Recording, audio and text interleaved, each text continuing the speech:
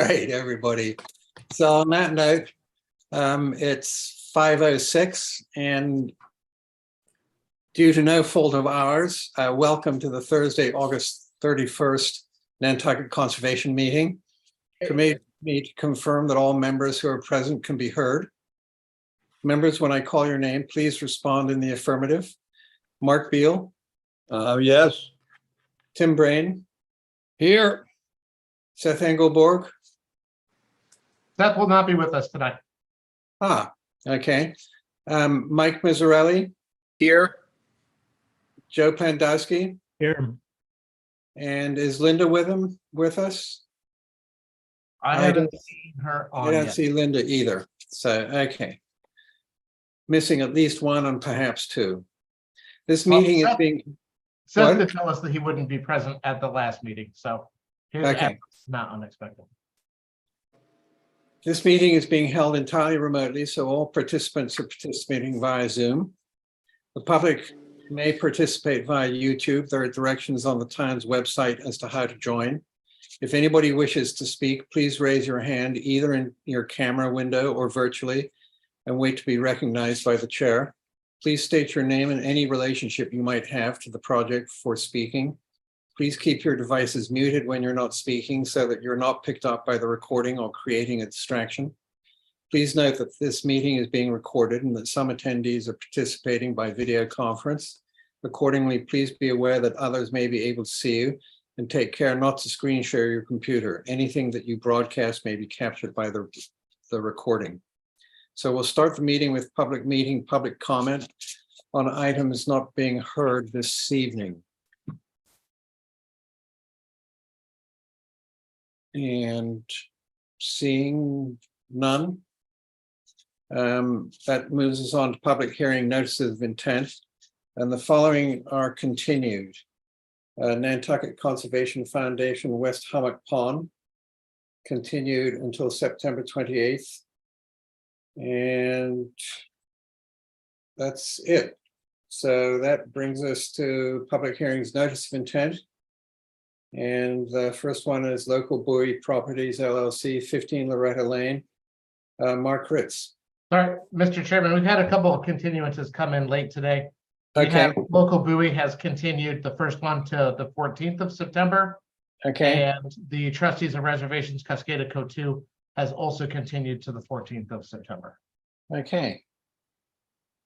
In which case, then that brings us on to TAC 3 LLC, 26 Washington Street. Art Gasparo. Thank you, Mr. Chairman. That happened fast. So I'm before you tonight, along with Brian Madden of LEC and Arthur Reed as well. I'm not sure if he's on yet. I don't see him in the participant list, but we'll go forward and go over the materials that we have filed in response to some of the discussion at the first meeting. And so you may recall that this is the notice of intent application down at 26 Washington Street, where we had an order of conditions that had expired. And we've refiled, we've obtained a Chapter 91 license for the replacement of the existing structure that's there and bringing that into flood compliance. We've got a structure that was built sometime probably around the 1950s and does not meet current flood zone standards and really is just in need of repair. We have examined, and there was some discussion at the first meeting related to the replacement versus the renovation of the structure, and we've provided some detailed information as to why we believe that the protected interest would better be served by a replacement structure instead of trying to work with the structure that's there. If we were to try to use that structure, it would need to be jacked up in the air. It needs a new foundation either way in order to be able to support that structure at the higher elevation to meet the flood zone. And to try to, we would have to crib that structure up and essentially work underneath it, given the size of this property. You know, the soils, all the conditions that you have down there, that would get extremely challenging and time consuming. Whereas if we were to remove that structure, we would be able to use helical piles, not have to work around cribbing, not have to be underneath that old structure. And we believe that the project would go much faster that way. And you know, as well, one of the major changes, so that has to do with the foundation, and we've included foundation details for your review. We've also made a change based upon the input that the commission provided to go to modular construction, as well as modular, combination of modular and panelized, essentially trying to build as much of this structure as we possibly can off-site, and then simply assemble it on the at the site. We believe again that will greatly reduce the duration of the activity, and therefore serve to better protect any chances of any adverse effect or impact on the adjacent resource areas.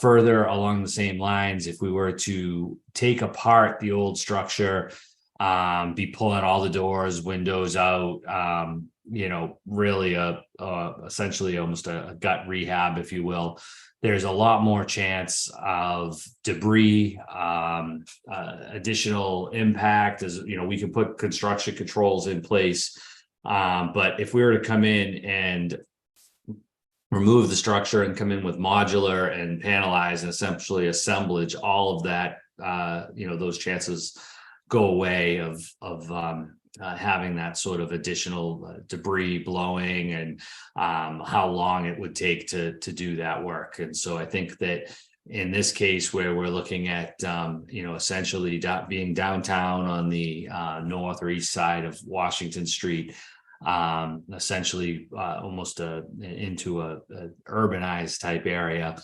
that this approach is the best way to go. We included both a memorandum from the builders that we've been working with, Woodmeister, in order to, you know, we've put a lot of thought and time into this to explain to the commission why we would be doing that. The other thing that has come up that's not in the letter or memo is, as they've continued, the owners have continued to study this property, they've all structure in case they did need to reuse it. They've also now recently discovered black mold, which is going to make it even that much more challenging to try to rehabilitate and use that structure. And finally, Brian Madden has also done a review of the project in terms of as related to the interest protected by the commission, is also here with us, and we've provided that for your review. Again, we are working within land subject to coastal storm flowage and the buffer zone. We have no, we're not increasing the structural area within the 50-foot buffer zone, and do believe that the project therefore meets the relevant performance standards, and would ask that you issue an order of conditions. And with that, we would be happy to address questions or concerns should you still have any. Thank you, Art. Any questions from commissioners? Yes, Mark. I just wanted to thank Art for being responsive to our request at the last meeting, Art. That's very helpful, and it just makes our decision a little easier. But thank you. Certainly. Jeff? Yeah, I just wanted to point out that Linda was able to get on. I think she may be on via phone, but she is present and was here for that presentation. Okay. Linda? You want to confirm that you can hear this?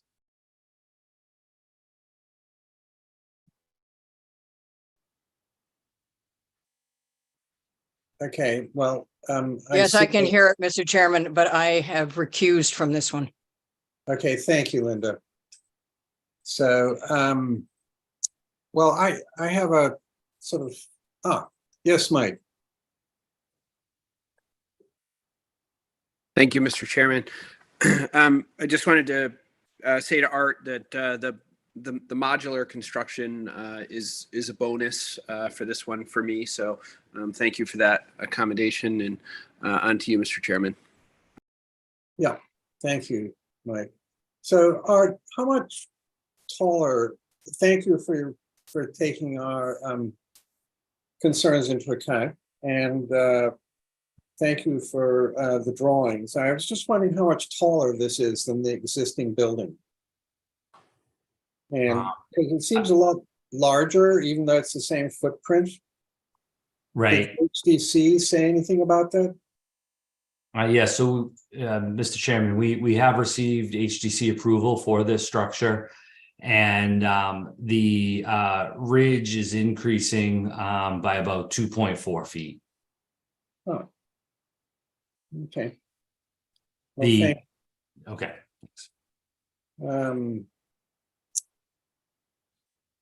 Other. I'm sorry, I was looking too quickly at that.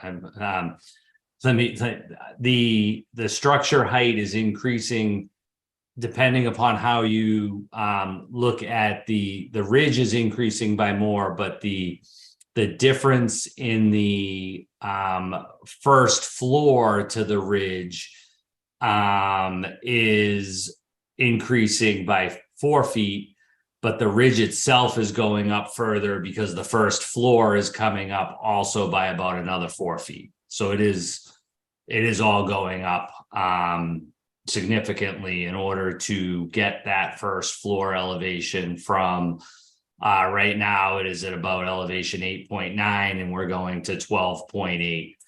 The structure is currently about 21.7 feet from the first floor to the ridge, and the new structure would be 25.7 feet. Thank you, Art. I mean, well, it seems significantly larger than the previous dwelling, but if the HDC has signed off on it, I don't think we really could make any request on the wetland scenic view. So thank you for answering my question. Are there any questions from members of the public? Seeing none, would you like to close, Art? Yes, please. Do we have everything we need to close, Jeff? Yes, you do. Great. So may I entertain a motion to close? Thank you, Joe. Seconded by Mike. So by roll call vote, Mark Beal, Aye. Kim Brain, Aye. Mike Mazzarelli, Aye. Joe Plandowski, Aye. and that's Ian Golding, aye, with Linda Williams recused. Thanks, Art. Thank you. So next, going on to Nantucket Islands Land Bank, multiple locations. Rachel Freeman.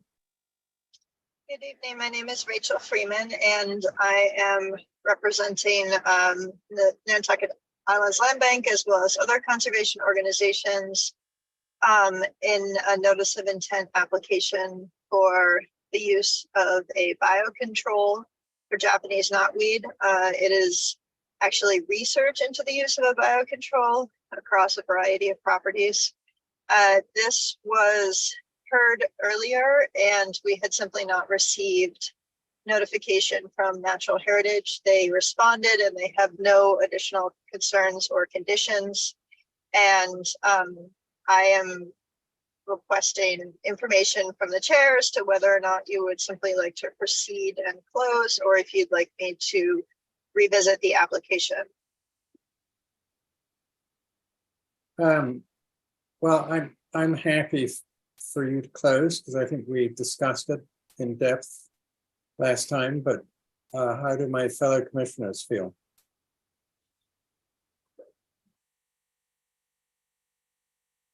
We should Well- close. I will say, you do have all of the required information now.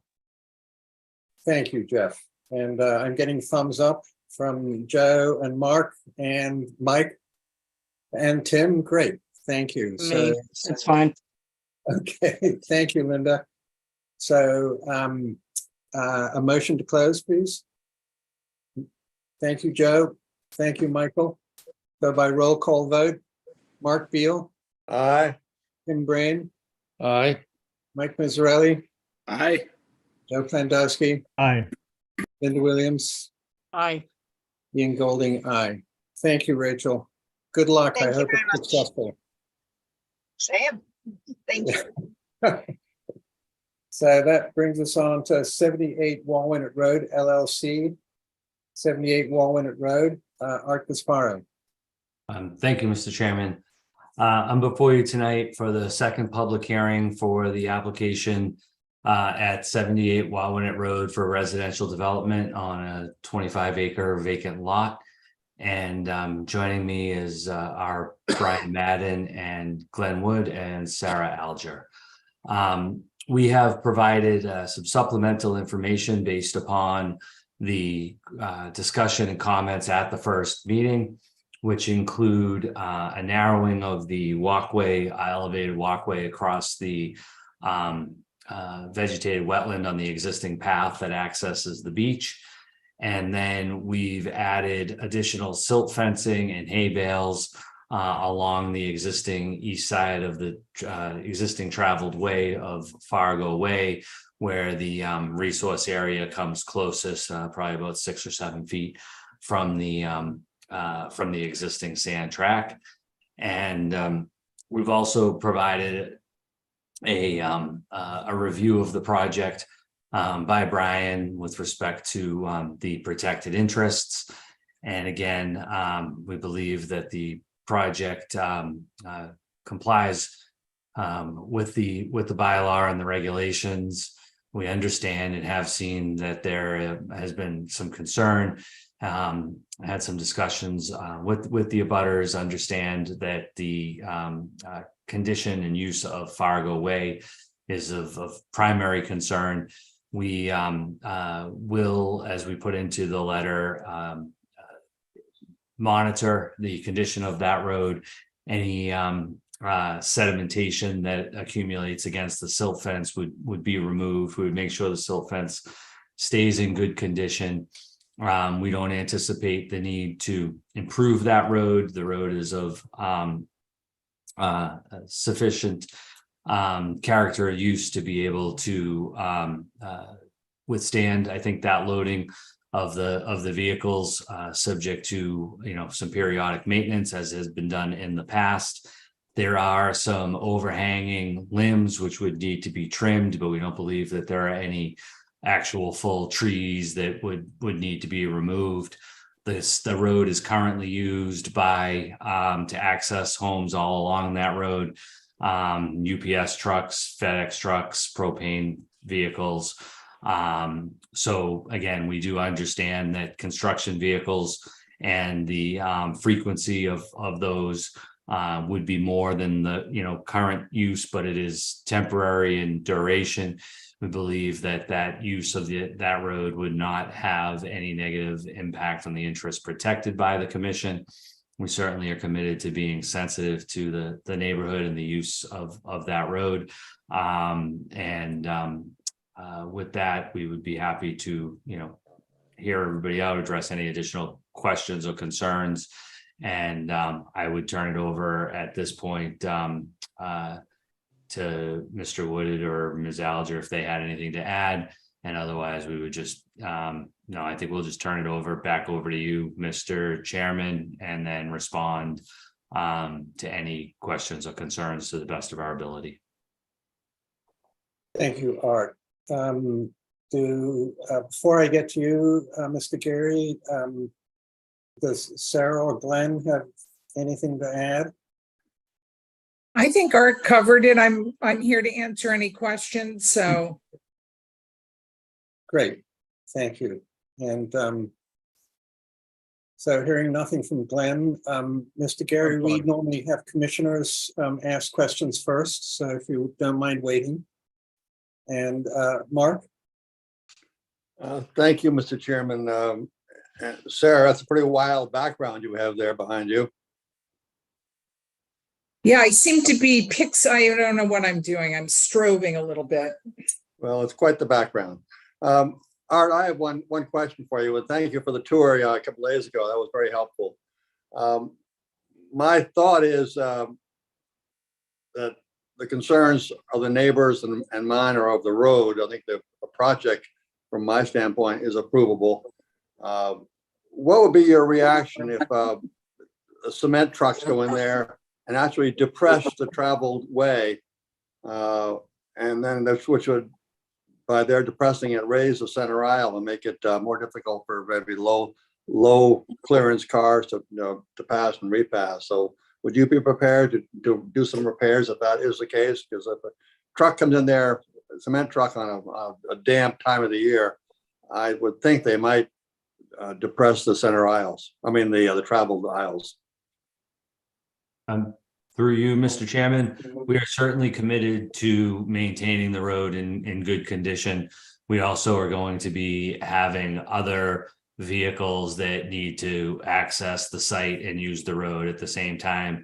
We also absolutely are committed to being, good neighbors, thoughtful, and, any impact that is a result of our project, we certainly would restore the road to at least as good of the condition that we found it in. Thank you. And that would happen, excuse me if I could just, on a regular basis as needed. We're committed to maintaining that road.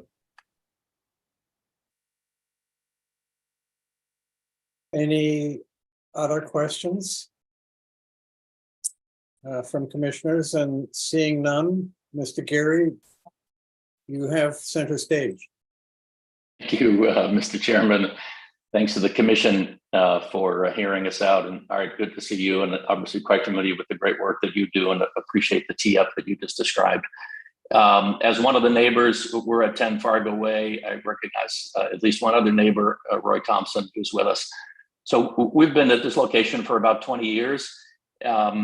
And I had sent an email that Lisa Graves was kind enough, I think, to include in the digital package to the Conservation Commission members, and summarizing kind of our concerns. And as Art stated, they really are all about access. Certainly we think the project will be a benefit, and no issue with the home construction. It's really all about kind of environmentally sound and safe access. And our house was built prior to that construction of the road, and just don't think that the road was ever envisioned to handle the magnitude of construction vehicles carrying lumber and cement trucks and daily workers.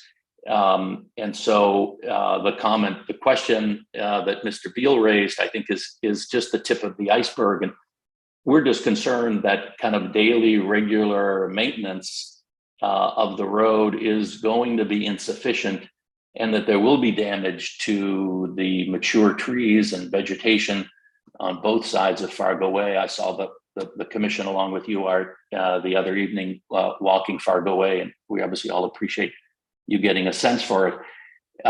But a multi-year construction project was just not what that road was ever intended to handle.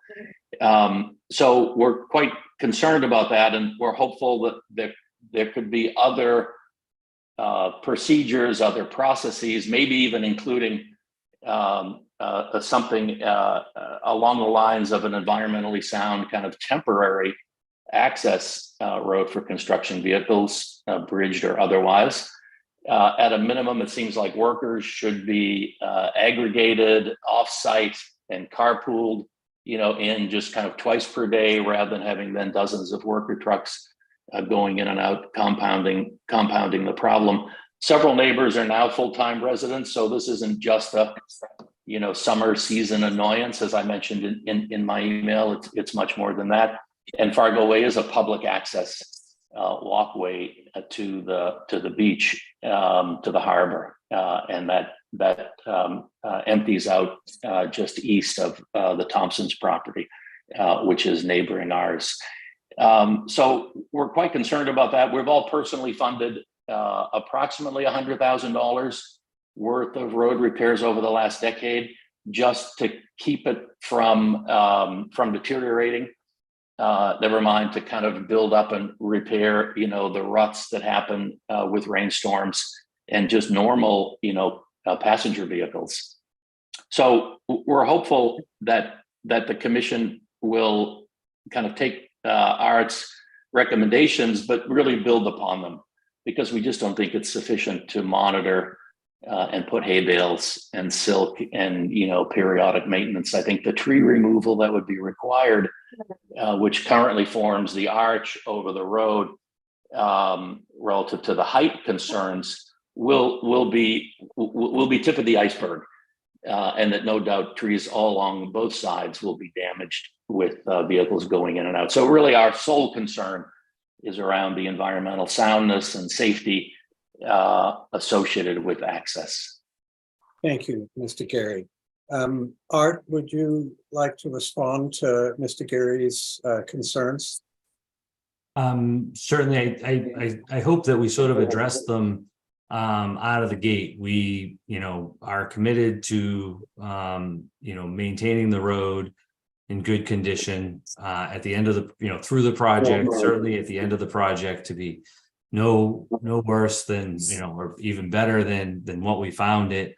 And I think any of the other logistics or, construction sequencing or those things are really something that we're just going to have to sort of deal with once the project is actually up and going and through the contractor. They've the owner has been made aware of all of these concerns. They certainly want to be a good neighbor going forward, and I think it's going to be incumbent on them to do it, and I do believe they'll do the right thing.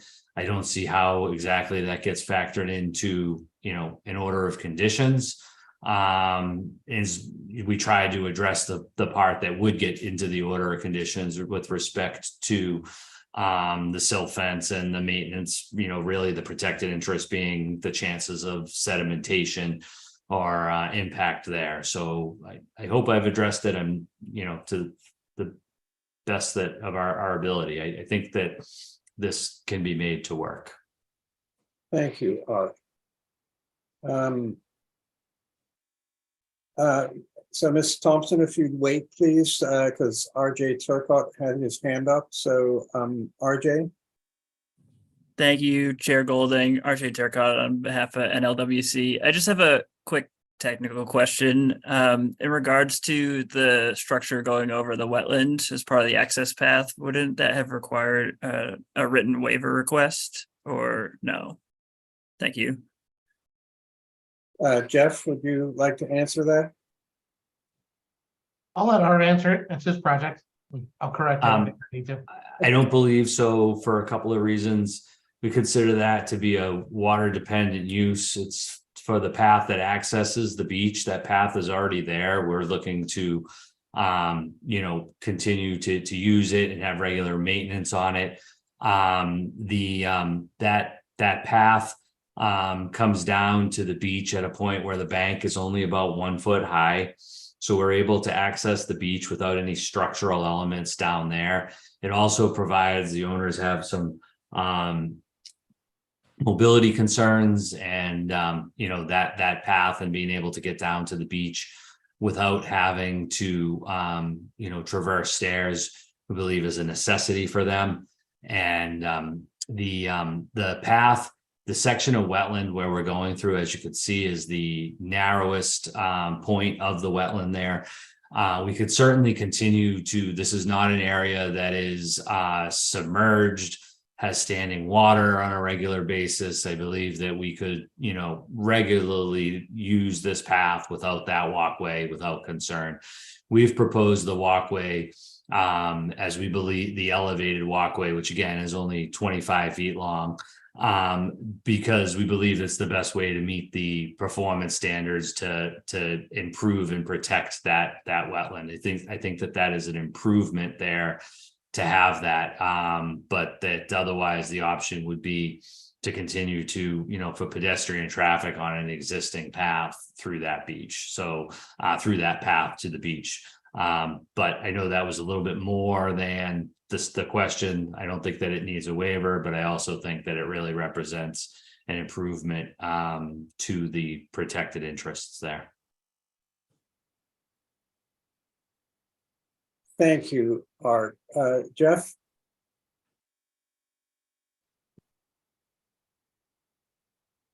You're muted, Jeff.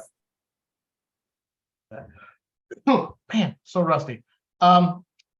We also have a performance standards within vegetated wetlands that specifically reads that elevated walkways determined to be water dependent, designed not to affect existing vegetation, shall be required for pedestrian passage over vegetated wetlands. So I think our analysis of that is, given that water dependent doesn't necessarily mean it involves water, it just can't be located in an area outside of a resource area, that those two performance standards and that kind of qualifier were both in effect here. Great, thank you, Jeff, for that clarification. Mr. Thompson? Do this. Yes, I have a couple of comments. They own 26 acres and the majority of it is to the east of this structure.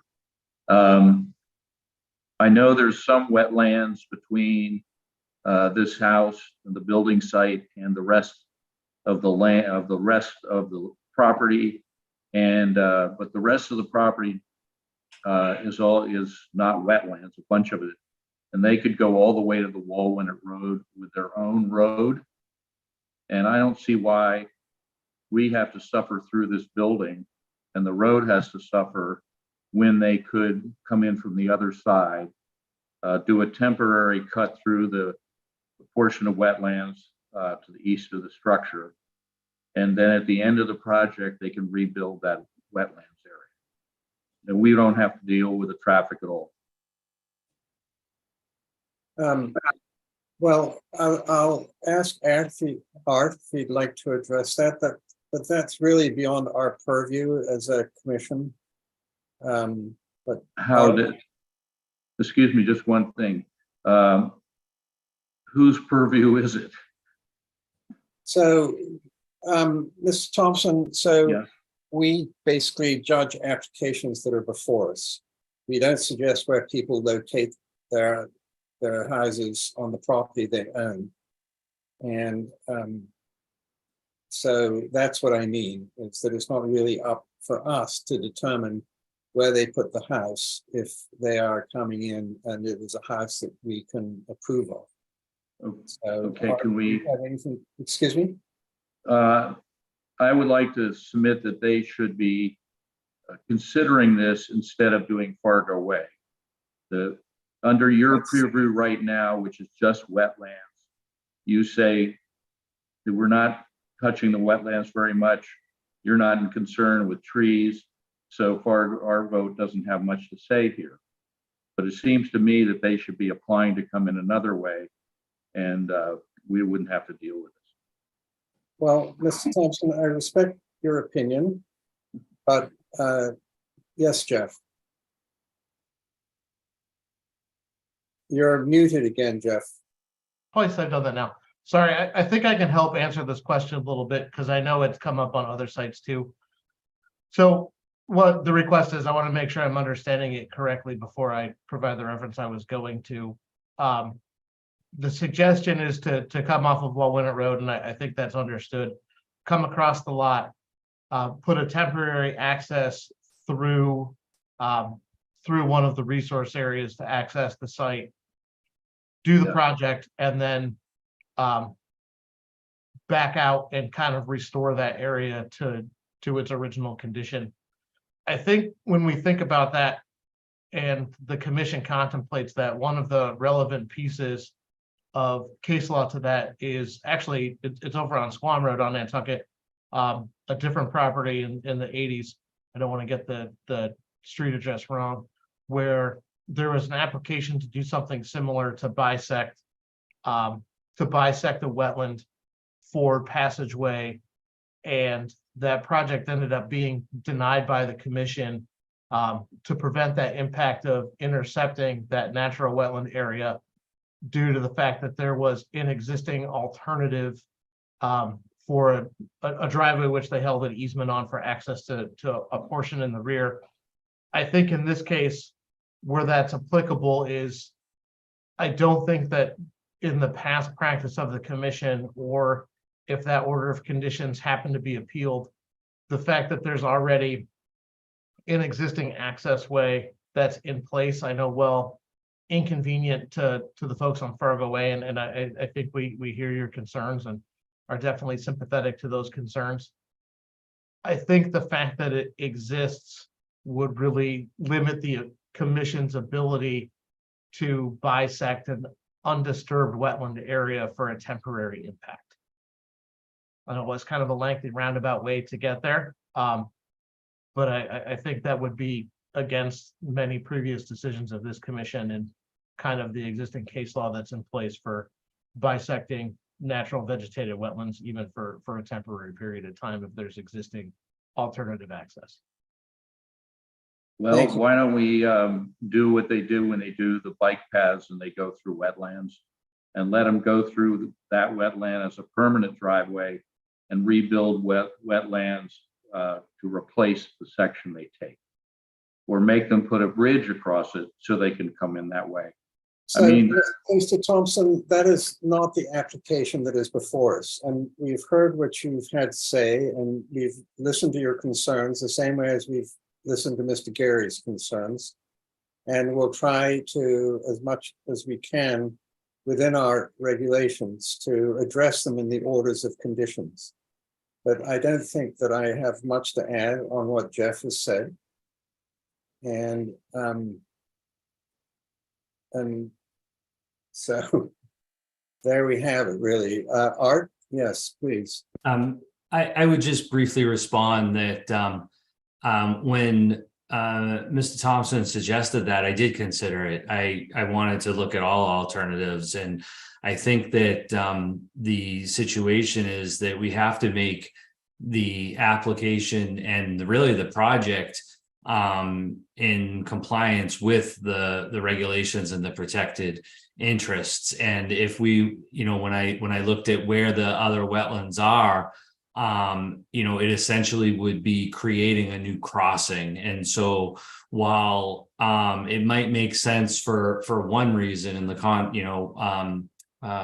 for another reason in the context of protecting the wetlands and under the act and the bylaw, it would not be the alternative that would be preferred and ultimately, I believe, approved by the commission. So I think that even a temporary crossing when there is the other access, and I don't want to be repetitive, but I want you to know that I did look at it. And while some of this property could be a little bit tricky because it's not all like you're looking at a pond or standing water, right? These are seasonal wetlands, and in some cases, it's no problem to physically go through some of the areas, but in fact, they are jurisdictional, and there would be impacts under the regulations to have that kind of a crossing, even if it were to be temporary. So again, I don't want to belabor the point, but I do want you to know that we did consider it, and that's where we came out in context of the applicable regulations. Thank you, Art. Yes, Mr. Gary. Thank you, Mr. Chairman. Just one final comment, at least for me. Hopeful that the commission, in the order of conditions that it approves, just keeps a high standard relative to regular monitoring and road maintenance and no trimming of vegetation, other than what Art previously described. So that it really can be kept up, maintained, and watched. Again, our concern is that trees on the left and right are going to get damaged and will be taken down inadvertently. And so we'd just like to reiterate that the commission have a high standard with respect to those order of conditions. Thank you, Mr. Gary, and we will do our level best, I can assure you. So, yes, Mr. Thompson? Yes, one more comment. One of the problems that is going to occur here is because it's just a long enough distance from the Walwinner Road to where you enter their property that you're going to have conflicts of traffic meeting each other, their own trucks, which potentially there could be 25 trucks there in a day, and they're coming and going, plus all the residents on the road. How are we going to handle the management of traffic? Now, maybe this isn't your concern. I'm not sure whose it is, but right now there's very few places that you can pull off to the side. And I'm sure Carpenter is not going to want to back up all day long, and he's going to start pulling off the side of the road, and it's going to be a big mess. So, Mr. Thompson? Yep.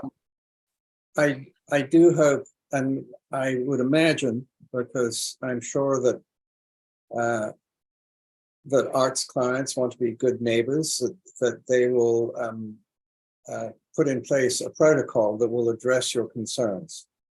Well, let me point out one thing. Please, Mr. I have Thompson, had my it's experience with the crosses in the past, and they have not pretended to be good neighbors.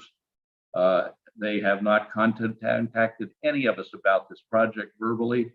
And in the past, when I've done things, they've put their lawyer on me. Well, Mr. Thompson, I'm sorry to hear that, but and I'm glad you've had a chance to air your concerns, and I'm sure Art will take them into account. But there's a limit to our purview, and that particular problem, unfortunately, is beyond our purview. So, Yes. So do I hear any other observations from members of the public? And Glenn, did you put your hand up? No, I didn't, Mr. Chair. Oh, I mean, sorry. I will say again, as Art indicated, we did in good faith look at the alternatives, but the reality is that given the regulatory standard in terms of wetlands is no alteration as the first standard, you don't alter wetlands temporarily or otherwise if you have another legal and viable access to a property, and thus, we think that the suggestion made by Mr. Thompson would actually and should be, legally rejected by the commission because there is a no alteration alternative. So, our client, will report back to our client, and we trust that there'll be good protocols here as the project moves ahead. Thank you very much. Thank you. Art, do you wish to close? Yes, please. Jeff, do we have everything we need to close? You have all the required information, yes. Great. Do I see a motion to close? Thank you, Close. Joe, and seconded by Tim. So by roll call vote, Mark Beal, Aye. Tim Brain, Aye. Mike Mazzarelli, Aye. Joe Plandowski, Aye. Linda Williams. Aye. Thank you, everybody. Thank That you. brings us on. Thank you, Mr. Chair. That brings us on to Hawks End LLC, Esther Islands, and Brian. Thank you very much. Brian Madden from LEC Environmental Consultants representing the applicant. Proposed project involves a 10 by 20 foot storage shed on the property. We were before you on the August 3rd meeting and received some questions and feedback. We were still waiting for natural heritage determination at that point in time. Last week, we had submitted some supplemental information relative to the alternatives and what the shed was intended for. And this site or this location represents the only viable location for a storage shed on site that that protects interests under the act, doesn't get any closer to the resource areas, namely the coastal dune to the north. It complies with zoning as well. And also it avoids and minimizes impacts to rare bird habitat within the area. And so we did receive that natural heritage letter. Again, they identified the rare birds, and they did put a time of year restriction for construction, installation of the shed, including vehicular access, from April 1st to September 30th. And I guess with that, I'll turn it over to any questions. Thank you. So any questions from commissioners? And seeing none, any questions from members of the public? RJ. Thank you, Chair Golding. A question for probably Jeff, but on a barrier beach like this, is this shed considered a building? Because those are pretty clearly not allowed in the barrier beach regulations, the performance standards. Thank you.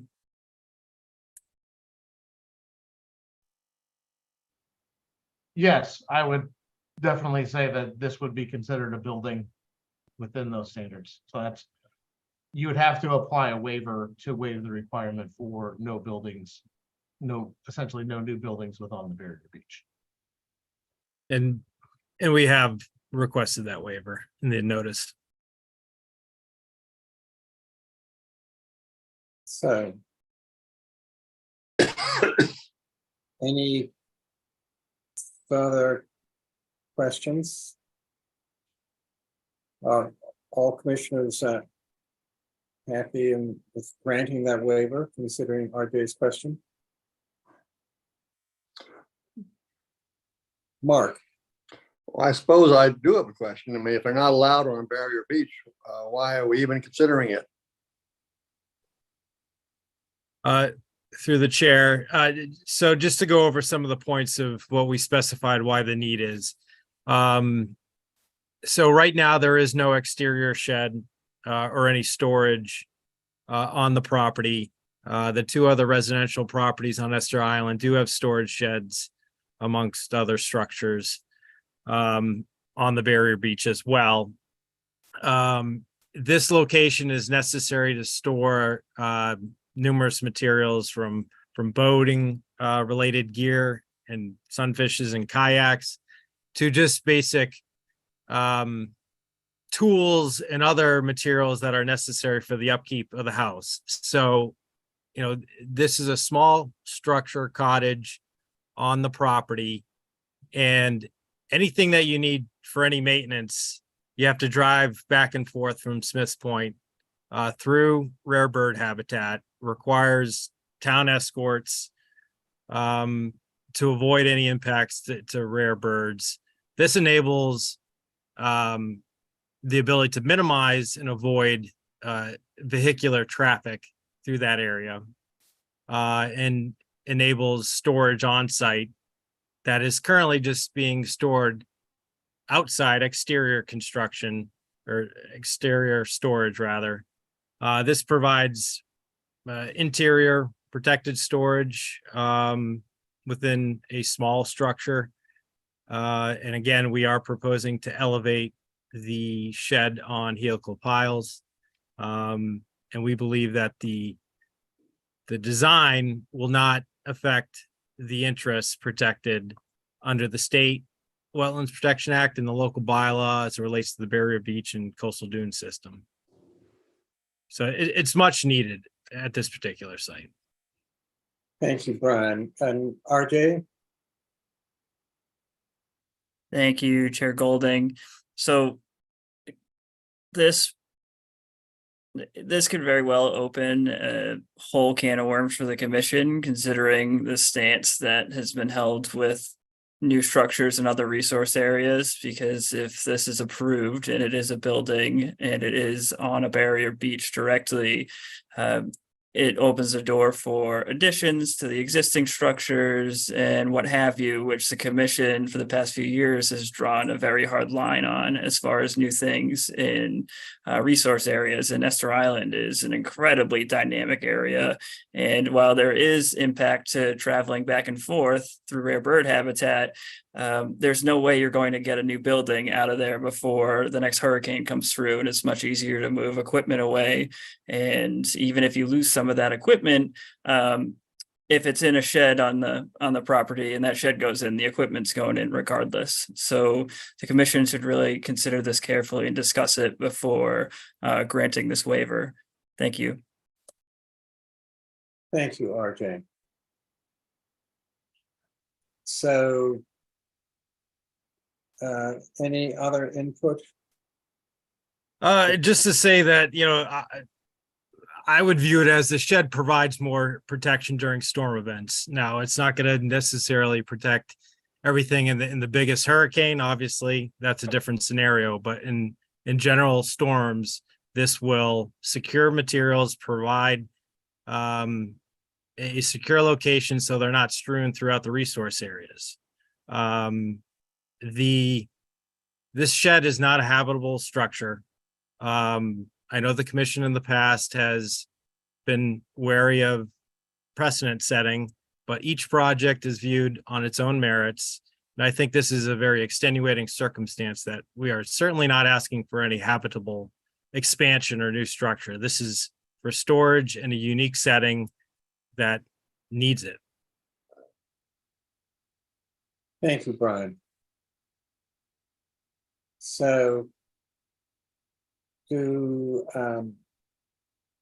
before we close, do I have any sense from the commission, one way or the other, as to whether they feel that Brian's arguments are sufficient for granting a waiver, or is that something that we'd like to discuss with the orders of conditions? Well, all right. Yes, Mark. I would think we discuss that after the hearing is closed, or we're making our decision, wouldn't we? Yeah, we certainly can. So, all right. So on that note, Brian, do you want to close? Yes, and if there's any other questions, be happy to answer them. But yeah, I think we'd like to close, please. And Jeff, do we have everything we need to close? Yes, you do. So for a motion to close, please. Joe, and and a second from Mike. Thank you, Mike. So by roll call vote, Mark Beal. Aye. Tim Brain. Aye. Mike Mazzarelli. Aye. Joe Pandowski. Aye. Linda Williams. Aye. Ian Golding, aye. So thank you, Brian. Thank you. And that brings us on to ACK Hang 10 LLC, 21 Meter Street. And Art, you're in the hot seat. Thanks for that cue up, Mr. Chair. I'm before you tonight for the second public hearing on the notice of intent application for residential development of a vacant lot within land subject to coastal storm flowage. I'm also joined by Mr. Glenn Wood. We've provided additional information concerning some of the questions that were raised at the last hearing, which I will defer to Mr. Wood. Those are essentially legal principles and matters. I will say that from the perspective of looking at this application within land subject to coastal storm flowage, we believe it completely meets the relevant performance standards. Is really no different than many other projects approved throughout Brant Point and even right next door on both sides of this lot. The question about the drain pipe that had been installed, that pipe was capped, and we did provide a picture of that. Again, there was sort of work that was done in the street above conduits that had been installed, but with respect to the application before you. Again, we believe that it completely complies with the performance standards. And with that, I'll defer to Mr. Wood. Thanks. Good evening. Jeff and myself have been in contact because I know that Jeff has reached out, as we discussed at the last hearing, to town council. Subsequent to the last hearing, our office drafted a more detailed sort of summary. And we also, in response to a letter that came in from neighbors, submitted a letter today with some other case law on it. Without speaking for Jeff, my understanding is that town council is in complete agreement with us in terms of the law, such that the previous order of conditions locked in the resource areas for 3 years. So the issues raised in the prior letter and the most recent letter from the neighbors, as well as the concern raised by Seth and also the land council at the last hearing, are all legally moot. And so therefore, I think Jeff should speak, but from our perspective, legally, the focus is just on the project as it stands in land subject to coastal storm flowage. Thank you. Thank you, Glenn.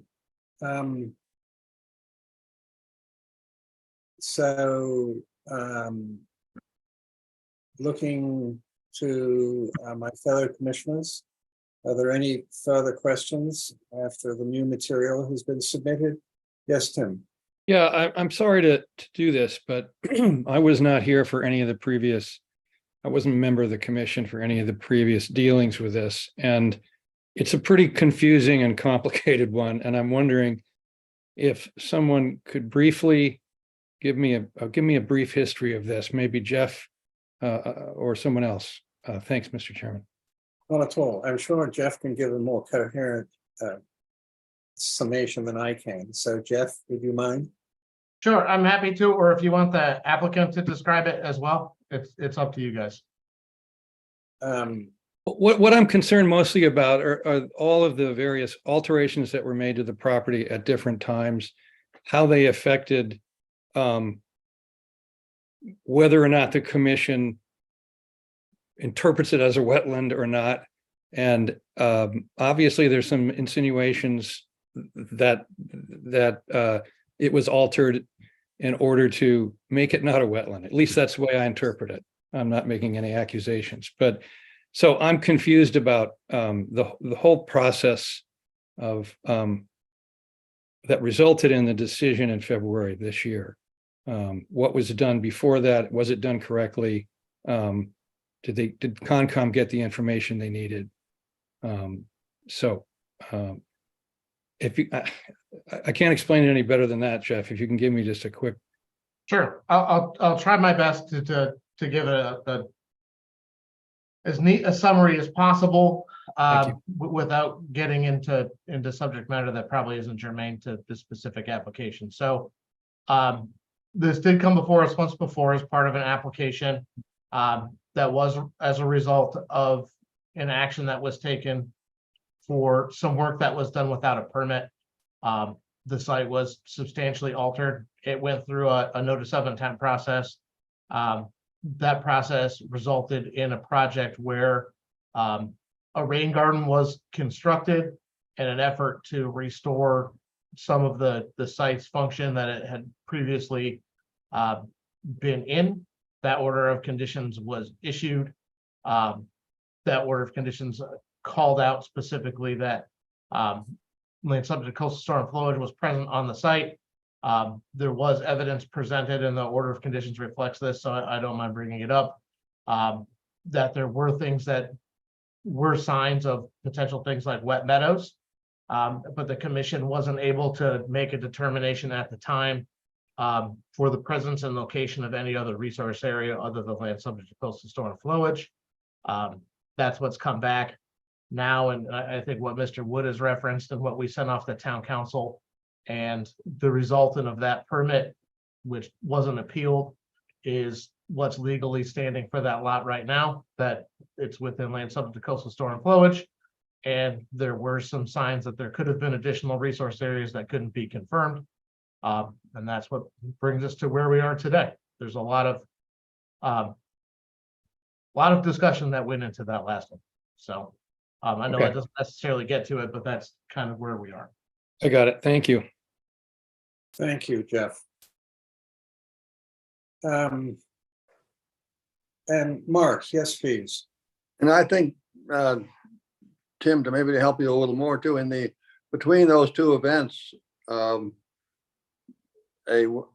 wetland was surveyed and wetland lines were drawn on the lot in the interim, and a buyer looked at it and backed out because there was the assurance that there was a wetland there, but it never got on the Conservation Commission's records until way after the fact, which is quite recently, actually. We have a letter from David Haynes, I believe, summarizing his findings of a year and a half ago or so. And the neighbors are sort of basing their objections on that, I think. But it wasn't in our order of conditions. We didn't recognize the wetland in the order of conditions. We recognize it as an area of coastal zone flooding. And that's because we didn't have the information. No, if I may interject, and Jeff, please correct me if I'm wrong, but there wasn't a formal delineation, Tim. So by the time that the subject came around to a formal delineation, it was too late. And Gotcha. so that is sort of part of the crux of the matter. Would you agree with that summation, Jeff? Yeah, I would say that that was discussed at the time, and I would definitely encourage folks to read the letter that Mr. Wood submitted, and in speaking with town council as well, in hindsight being 2020, you know, the determination was made that it's land subject to coastal storm flowage, and for better or for worse, that's the decision that we are obligated to be with for the next 3 years. And sometimes stuff like this happens, sometimes it doesn't. But I think the commission really endeavored through the last process to try to restore a function that they felt that the lot was serving. Did so and was, you know, tried to do their best to make the proper resource area delineations that they could based upon the site at the time. And here we are today with an application for a new structure within land subject to coastal storm flowage on a site that has a rain garden in the backyard as well. Okay, thanks everybody for taking the time. Not at all, Tim. And Joe, I see your hand up. Yes. As I recall, we visited that site and it was a muddy mess. And it turned out there were a couple of reasons for it that were raised at that time. One is a neighboring house had the rain gutters dumping the water into the lot. And then also across the street from the lot, there was a sump pump working that was pouring water across Meter Street toward that lot.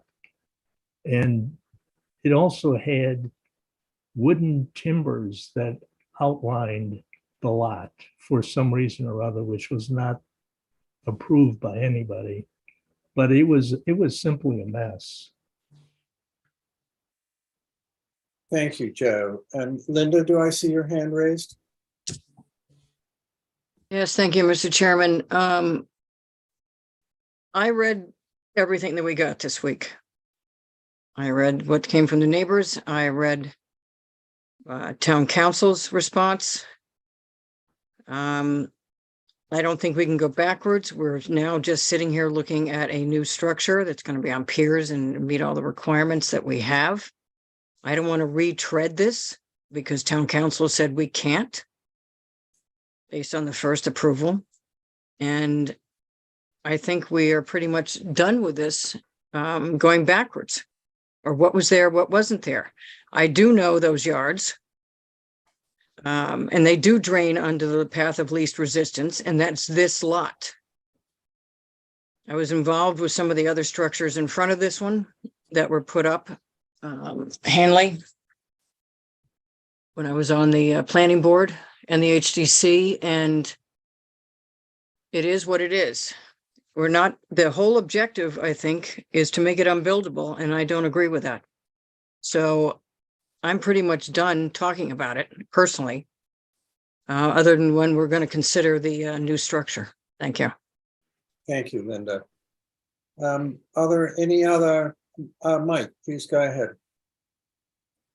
Thank you, Mr. Chairman. I'll be brief, and it's just more really for Tim's benefit from not having been there before. One of the things for me on this particular lot was we had a resource area that was in need of improvement, and the rain garden got us there. And that's how we, or at least speaking for myself, that's how we got to this decision on 21 Meter Street. And here we are with the next phase.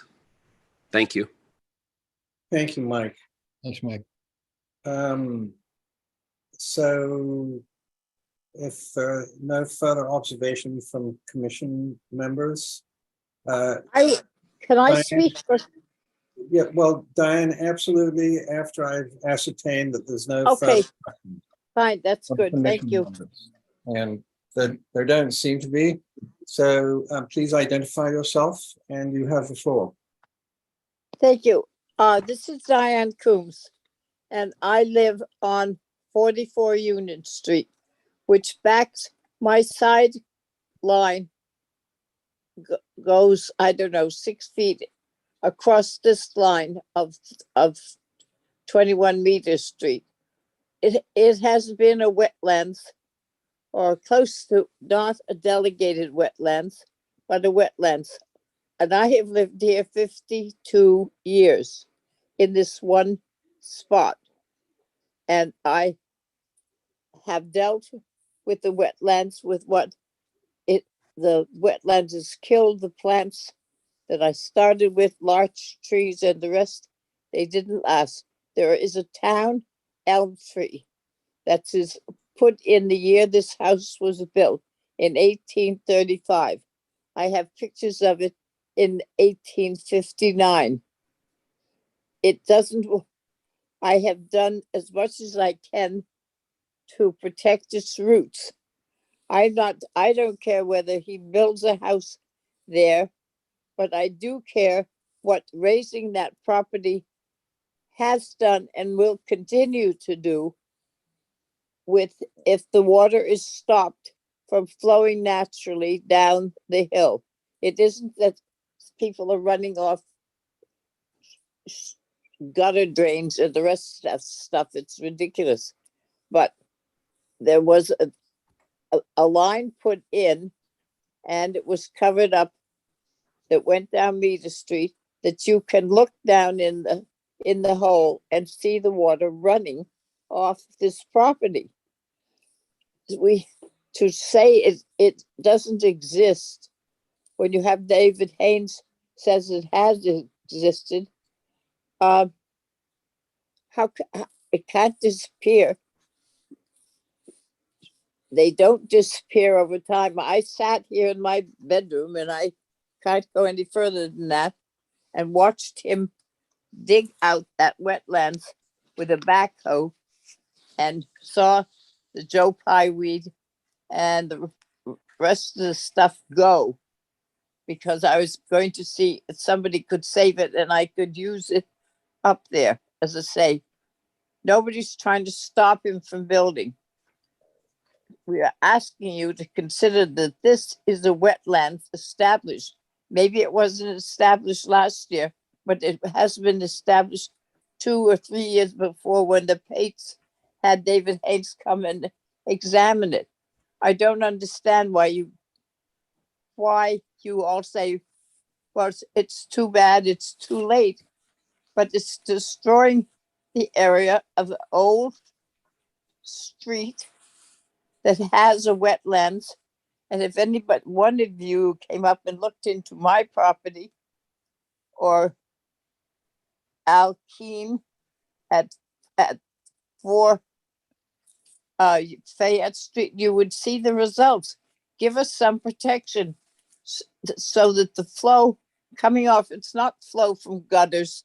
That's ridiculous. That's not wetlands. When I lost the basement in this house in the storm of 78, I had to put in a new one. They took up the old floor and there was 6 different little brook sprouts underneath. And I have a sump pump actually going, yes, 365 days of the year. When I bought the house, the basement wasn't wet, but it was before the house next door, 6th Fayette Street, raised their property 18 inches.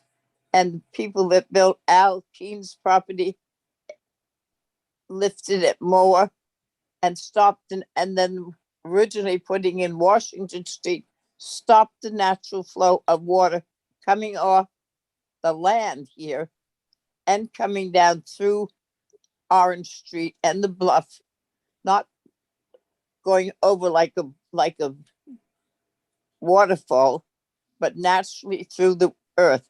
I ask you to protect the natural vegetation that is here. If you flood it out, it's going to die. You're killing without care a town-owned elm tree. Thank you, Diane.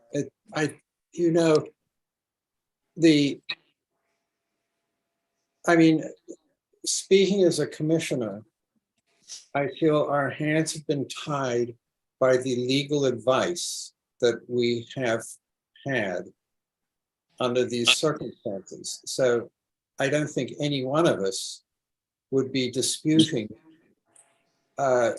your description of what was there. And so if you don't mind, listen to you.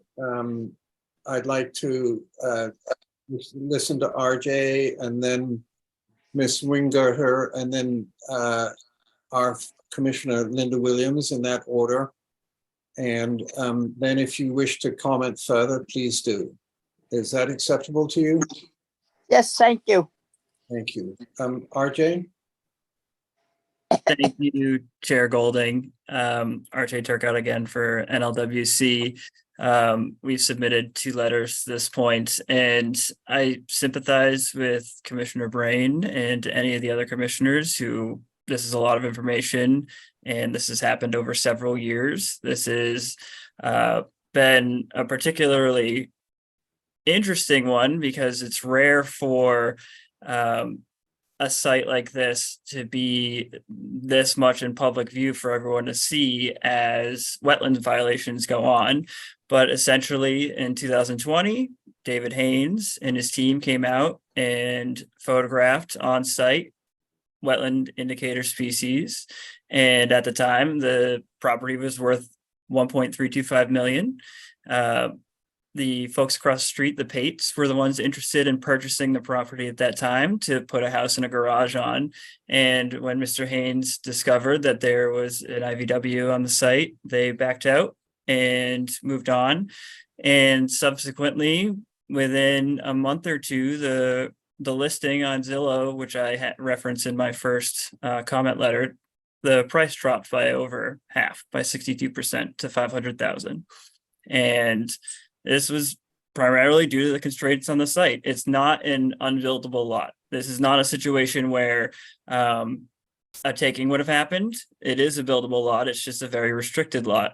And it's important for the commission to keep in mind that, yes, this wetland is likely man-made. It's likely that the runoff from the other structures in the area have moved to a low spot and created this wetland. But that's the entire purpose of the Nantucket bylaw. It's to protect wetlands that the state didn't deem large enough to protect. And so we had the foresight to create our own bylaw to protect these smaller wetlands, man-made or not. They deserve the same protections. And so after the purchase for a deal at 500,000 by these new owners, illegal work was done. It was cleared. Jeff, you went out and documented it and took photographs, and an enforcement order was issued. And the enforcement order required them to come before the commission with either an NOI to restore it or an actual restoration plan to restore the site as best they could to the prior conditions. And they did come forth with that. That's what the resulting order of conditions was from back in February of this year. And the commission was very specific and very thoughtful in how to get this site to reflect the way it was before it was illegally altered. And that was to grade the site towards the rain garden, which is simulating the IVW at the back of the site, and having stormwater precipitation flow that way and serve the same purpose that it was before, which was containing and storing that water so that it didn't wreak havoc in an already burdened area of downtown, which in the coastal resilience plan is referred to as an area that needs updated stormwater infrastructure and reduced density to deal with climate change. So it's a pocket wetland, it's likely man-made, but it deserves all the same protections as any other wetland on the island under the bylaw. And that was the intent of the enforcement order and how that order of conditions was drafted.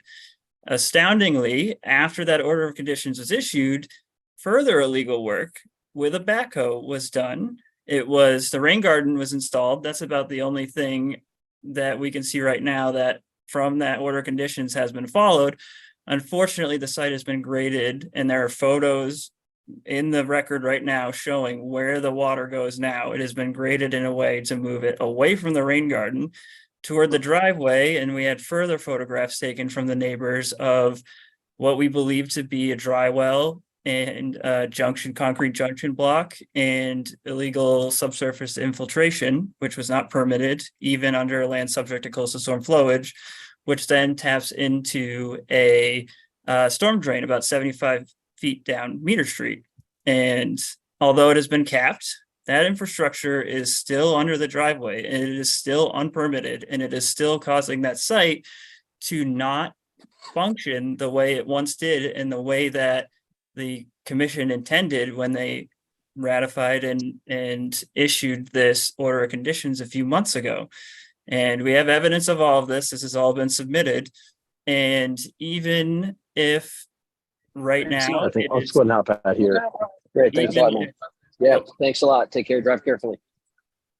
Even if under the current order, it's only land subject to coastal storm flowage, the enforcement order is still in effect. It hasn't been formally closed out. The commission still has that as its lever to make sure that this site actually gets restored. Right now, you don't have enough information to know whether this site could actually support a home and a garage. You just don't have it. That was the point of the enforcement order and the subsequent order of conditions. And the commission needs to use that lever, which is good until February 25th, 2025, of that enforcement order to get this site back into compliance.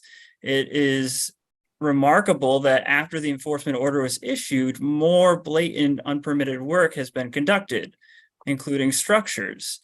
And those structures are still there and the site is still not functioning the way it needs to. So this commission not only needs more legal information, but they need to hold this landowner accountable for the order of conditions that they signed.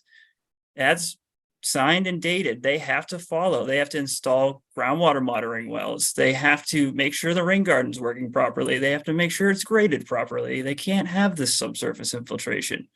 All of these things the commission needs to follow up on to make sure that this small pocket wetlands and all the other ones like it downtown and elsewhere on the island stay protected and can still serve the functions they serve. Thank you. Thank you, RJ. And Tim, I trust you feel that you know more now than you did when RJ started. Yes, I do. But I don't know what to do with it. There you go. Miss Winggetter, is that hi? I should pronounce your name. No, don't worry. It happens all the time. My name is Alessandra Ali Wingeter. I'm with Fitch Law Partners in Boston, and I represent the Kims, who are abutters to this property at 46 Union Street. So you'll have to bear with me because I'm going to try to not repeat what RJ has said, but I do first want to address the arguments that the February order of conditions has a preclusive effect. So as RJ and Mr. Carlson have articulated tonight, the original NOI that was applied for, well, there was actually as it is confusing, there were two NOIs. One was withdrawn in the spring of 2022, and then one was the second one, which was the one that was approved, was applied for in December 2022 and approved by the order of conditions in February 2023. So this whole process was the outgrowth and reaction to an enforcement order that was issued by the commission in 2022. So anyone who attended the meetings prior to this order of conditions issuance or rewatches them on YouTube now, as I did because I was not involved at that point, can see that the commission was grappling with how to provide the applicant with some sort of grace, but that the commission knew that site conditions had been destroyed. And like I believe Mr. Carlson mentioned, the order itself includes language like, due to the level of disturbance on this site, complete evaluation of the site needs further information. Also, there are characteristics indicative of freshwater meadows or marshes on this site. Now the applicant wishes to rely on the order as binding on the resource areas, despite this clear language that the commission contemplated further resource delineation. This is a technicality that the applicant is trying to capitalize on. The Tompkins case that was cited in the applicant's letter explains that the reason you generally can rely on an order of conditions is that it provides necessary certainty. But if you read this February order of conditions, it reads as anything but certain. The commission was clearly grappling with the fact that there had been evidence of a wetland and that evidence has disappeared. The applicant's reliance must be reasonable. This is articulated in the Weston Forest case that's explained in our letter. Now, if we're getting really technical here, and I hate to do this, but in the order of conditions, condition number 3 itself provides that it does not relieve a permittee from complying with applicable local statutes, ordinances, and bylaws. So I would submit to you that condition number 3 allows the commission to now find in the future a wetland under the local bylaws. I would also like to point out that at the time, the abutters did not appeal the February order because the February order blessed a project that was a rain garden and a driveway. If this had been built as proposed, it would not adversely impact their properties. And so they wouldn't have standing in court. And also any reasonable person who had participated in the hearings and read the order could see that the order contemplates a future delineation of the wetland, or at least contemplates further site evaluation that is meaningful. Finally, as RJ has articulated, there's no prejudice here. The owner has purchased this price at a massive discount that occurred after the wetlands were discovered. And the land does still have economic value. So this order of condition does not have the preclusive effect that the applicant argues. And to deny the NOI on this basis would be an absurd result and an absurd reading of the regulations. Now, turning to this current project, the abutters, the Kims, are requesting that the Conservation Commission deny this NOI for 3 reasons. First, there is solid evidence that the commission may rely on that there was an isolated vegetated wetland on this parcel. Second, the applicant is not in compliance with their current order of conditions issued in February 2023. And last, there is evidence of unpermitted work that is ongoing despite a prior enforcement order from this commission, and that requires further investigation from this commission. Turning to my first point, the commission should deny this NOI because there is evidence of an isolated vegetated wetland. RJ had articulated that Mr. Haynes had discovered, or excuse me, not discovered, but documented evidence of this wetland in 2020. He found species such as cattail, swamp milkweed, tussock sedge, and other things like jewelweed, willow, marsh fern, and phragmites. There was also evidence of hydric soil, black muck, and soil saturation.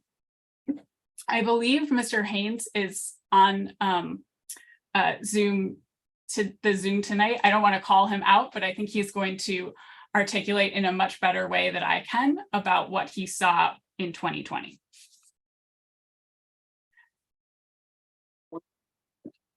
In any event, regardless of what happened in 2020 and what was on the site before, the applicant is not in compliance with the conditions of the order of conditions from February 2023.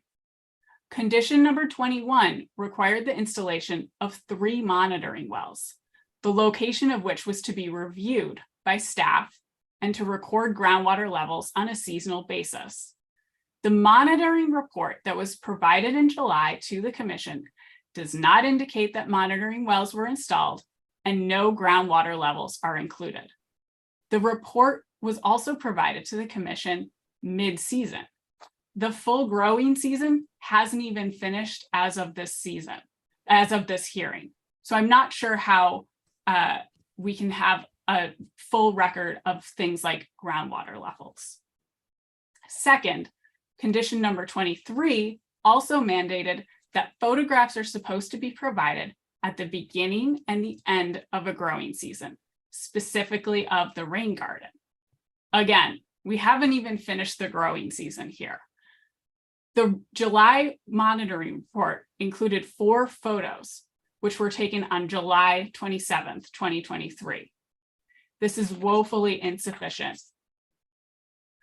Finally, not only is there no monitoring as required by the conditions, but the proposed project, a rain garden, hasn't even been installed properly as required by the conditions.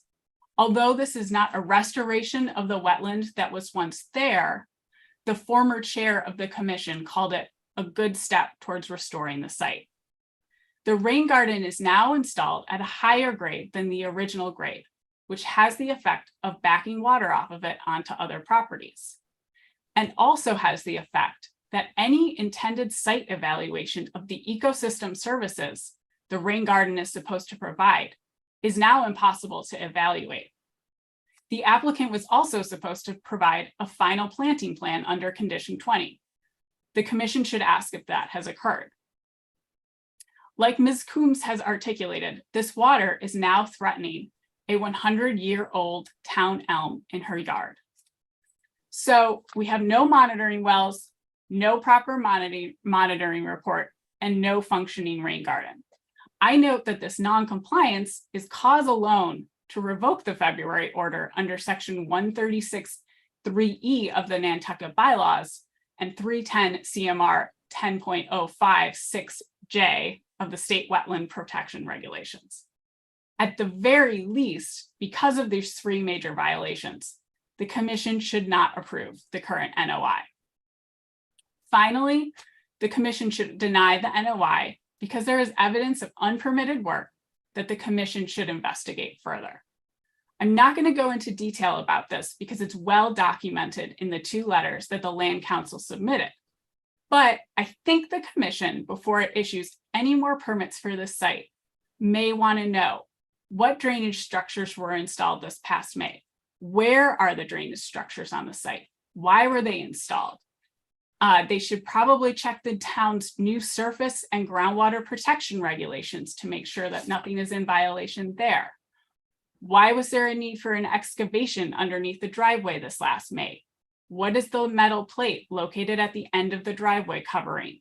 Why was there a PVC pipe installed in the first place? Even if it's been capped, what was its purpose of installation?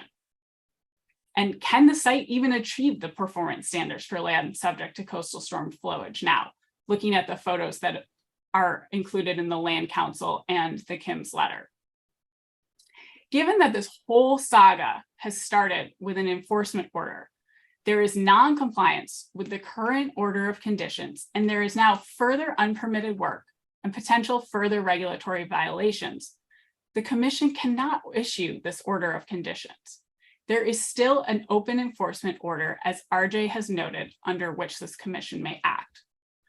For all of the reasons that I've just articulated, the commission must deny this application.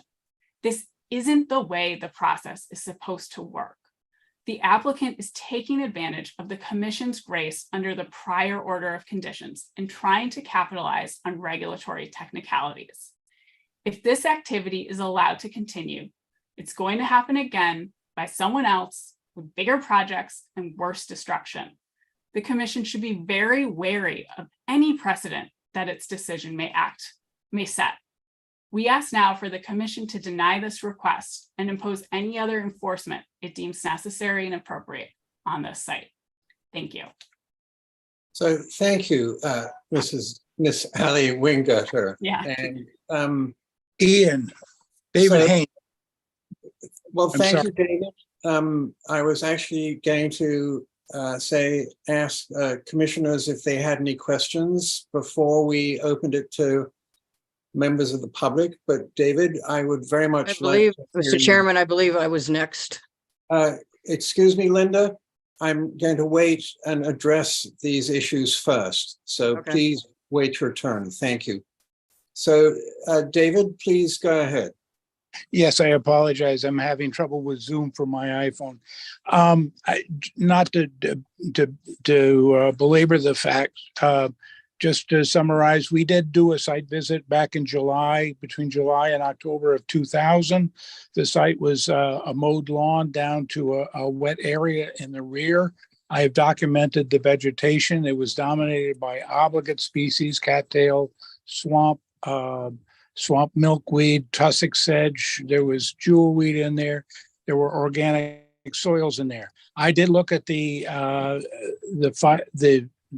GIS maps for evidence of wetlands. There were none. I also looked at the filing for 15 Meter Street, which did not show a wetland. That was filed, I believe, in 2014. Because of this, I had questions about the jurisdiction and whether or not the commission took special action here for some reason. And I requested that Jeff Carlson come out on the site. He came out with Joanne Dodd, viewed the site, saw the wetlands, agreed with me that it was a wetland at that point. Subsequently, the Pates, who we were representing, did, also at that site visit, I met the current, the owner at the time who was selling the property, and he asked me what I found, and I told him. We did have permission to be on the property from the realtor. So subsequently, the Pates, I told them that there was a wetland back there that would have to have setback requirements of the 50 and the 25. There was an area outside of 50. There was something that you would be able to build on the property, a small structure. You would have to ask for waivers and have to be granted waivers. They decided to not purchase the property based on that. In a conversation with them and their lawyer, Sarah Alger, who passed along to the realtor that that they did not want to continue their option to purchase because of wetland constraints on the property. So the knowledge that there was a wetland was out there. And that's, I believe, why the property was reduced in value. That being said, and then also during a subsequent hearing for the Kim's property with Paul Santos, he brought up the fact that there was a wetland on the neighboring property, which he and I had looked at together from the Kim's property. And he agreed. He is not a wetland scientist, but he's a surveyor with a lot of experience. And he noticed the cattails and everything else. And that was brought up in the public hearing.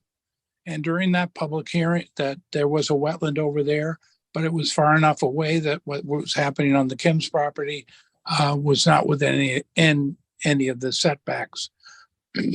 That information came out at that public hearing. And it was testified that there was a wetland there. Subsequently, the whole site was completely altered, dug up next time I saw it.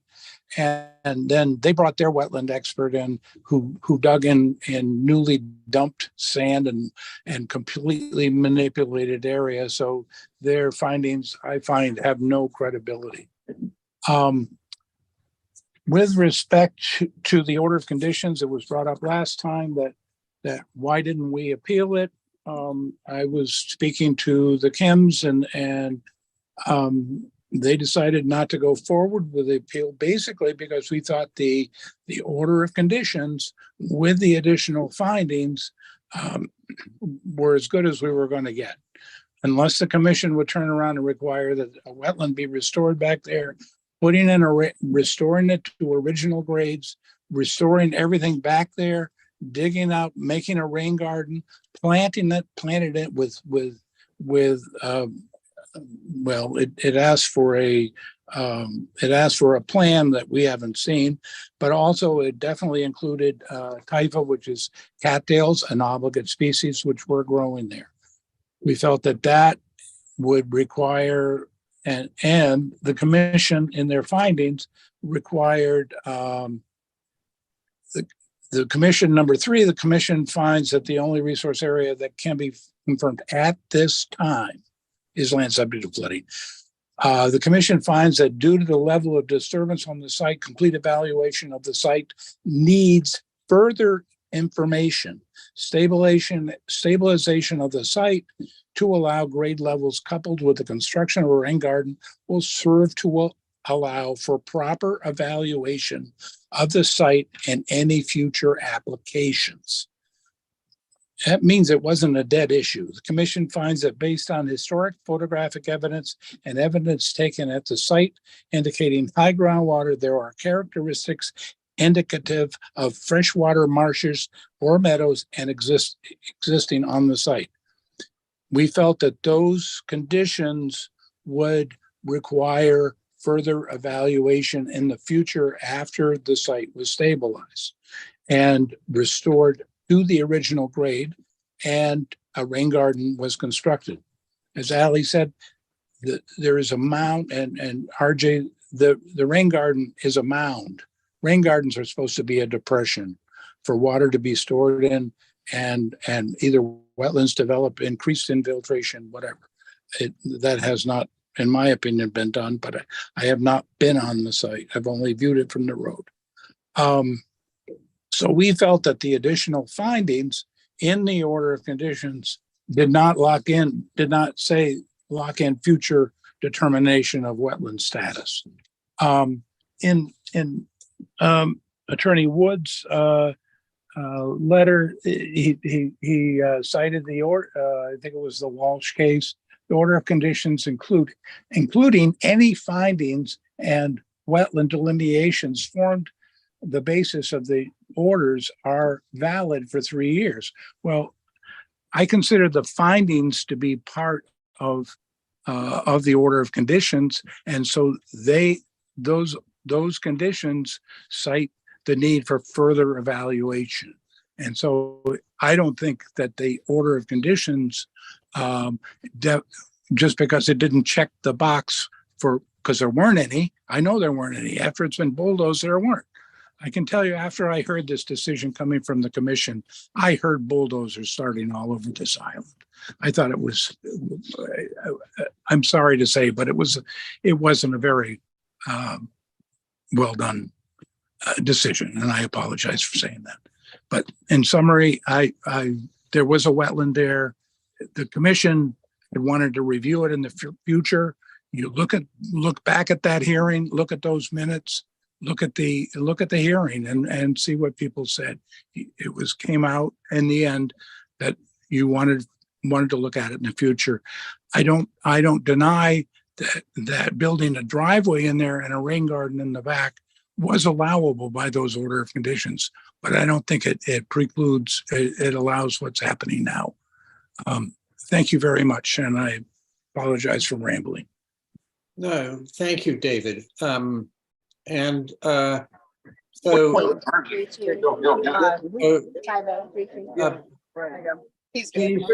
please mute your devices, everyone, so it doesn't interfere. You're welcome. Thank you. So, Linda, but do you have any, so I'd like to ask my fellow commissioners if they have any direct questions for Ali, may I call you Ali, or David Haynes? So Linda, do you have any direct questions before we go any further? Well, I do. Well, please go ahead, but please focus. I'm on gonna direct try not to questions. take a half hour like one of the other speakers did. Well, but I'm Linda, having an issue. Excuse me, Linda. Just please focus on what has been said and That's ask what I'm doing. questions directly. Thank you. I'm troubled. And preface my question. I'm troubled by the use of language like illegal over and over again. And that all these assertions are being made and asking us to deny based on a previous decision, which is not on the agenda. We have a very specific thing on the agenda. We are in possession of what town council has said, and 90% of what I've listened to so far, to preface my question, we already did this. We already settled this. I understand some people are not happy with it, You've said but I that have a several question. times, Linda. Please don't repeat yourself, and please just ask specific questions. Thank you. Well, I have a problem, which is why I'm asking the questions. I understand. Staff has not gone out there and figured out whether there's compliance or non-compliance. I don't know if he's had conversations with the applicant or his representatives as to what is going on or what has gone on this summer in particular, since we issued the order in back in the late winter. So I don't believe we can consider a lot of what they've asked us to consider.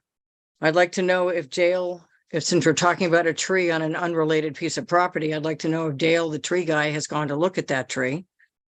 That would be probably towards Diane. It's her tree. It is a town tree.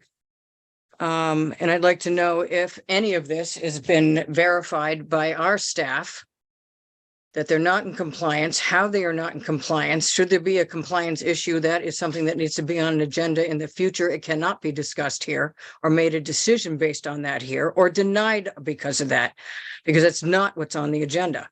So I've got questions for staff as to where are we as far as staff is concerned on a compliance level. And if Diane is saying that there's an issue, I appreciate the neighbors' concerns. I know this area really well. I used to live in it. Thank you. Thank you. I just want to know those answers. I'm just concerned about allegations of illegal, et cetera, that are not appropriate. You've made your point, Linda. Thank you. And I also have a question for Jeff. So Jeff, if you could answer Linda, and also the point of the enforcement order still being an open enforcement order, where does that, I mean, I would have thought since enforcement orders are valid for 3 years, that, and this particular one is dated February the 25th, 2022, is that, as far as I know, we didn't close it out. So does that in some ways preclude any decision on this NOI? Thank you. All right, so I'll try my best to answer. There's been a lot of questions that are there. I think the short answer on the enforcement order is, right, that open or closed, the commission always has the right to issue an enforcement action for a violation of the Wetlands Protection Act or the Town of Nantucket Wetlands Bylaw, whether you have one open or not, whether it's 1 year old, 3 years old. Commission always has the right to issue out an enforcement action at any time for an issue of non-compliance. So I think from my end, while that's there, and the intent of that original notice of intent was to address that enforcement order that's there, I would say that, you know, that decision was issued to help rectify that situation, but it certainly doesn't waive your right for enforcement going forward, even with a time duration. That's something that the commission always has available for any project at any point, or any property or any point that has a resource area. So that being said, I apologize. There was a lot of questions that I may have missed. Linda's, but I can assure you that we have been on that site multiple times in history. And I will also confirm, because I know it comes up a lot, that yes, we did visit that site with Mr. Haynes. I will always say that anytime I go to a site and there's potential resource areas and this part has seemingly missed being said, if you want to confirm whether there are resource areas or not, submit a filing to confirm those resource areas. That's what we say every time. This is not an exception to that. We've gone to plenty of sites and say things like, yes, we see wetland vegetation here. If you would like to confirm that vegetation as a wetland resource area, please file. That's what we do. We are driven by the information that we have available to us. We don't have the right to free access on property unless there's a known wetland violation. I just can't parade around people's properties and see if they have resource areas or not. But that all being said, I mean, I honestly believe that the intent obviously was to look at the site and move forward, because at the time we were discussing it, we were kind of talking in circles and needed to take action and find something to restore the function. I mean, I think if the commission wants, I mean, we're happy to go out and look at a site at any point. I'm happy to go out and inventory the area for anything that looks to be a non-natural input to the site and catalog all of those. And we can work towards bringing all of those into compliance if it looks like there's an issue. But I think what we're looking at here is, right, we have an application that's in front of us, and if the commission feels that they don't have enough information, that's fine. But I think we should get all of the issues out on the table and identified before we decide to take what action we decide to take. Thank you. Ms. Fairway, please mute your device. Thank you. So Linda, do you have any additional questions for Jeff? No, just to, through you, Mr. Chairman, just to make sure that Jeff has not been out there to ascertain whether there is non-compliance issues at this point. Thank you, Linda. Jeff? Oh, no, I've been out there recently, right? And this is a little bit of an interesting point too, right? Is not to go over it. You know, we went out and confirmed that the drain pipe that came up at the last meeting was capped after that information had come in. When we look at an order of conditions, right, and there's an open order of conditions on that lot, that order of conditions is also open for a period of time. And while work is occurring and work is happening, right, on any site, there's kind of a ebb and flow of what's happening on sites. Absolutely. For what's going on. And work doesn't happen instantaneously, right? And I'm not trying to make excuses for applicants or trying to put stuff forward, but if you get a permit from the commission tonight to, I'll make something up, install a well, right? I want to install a well on my property.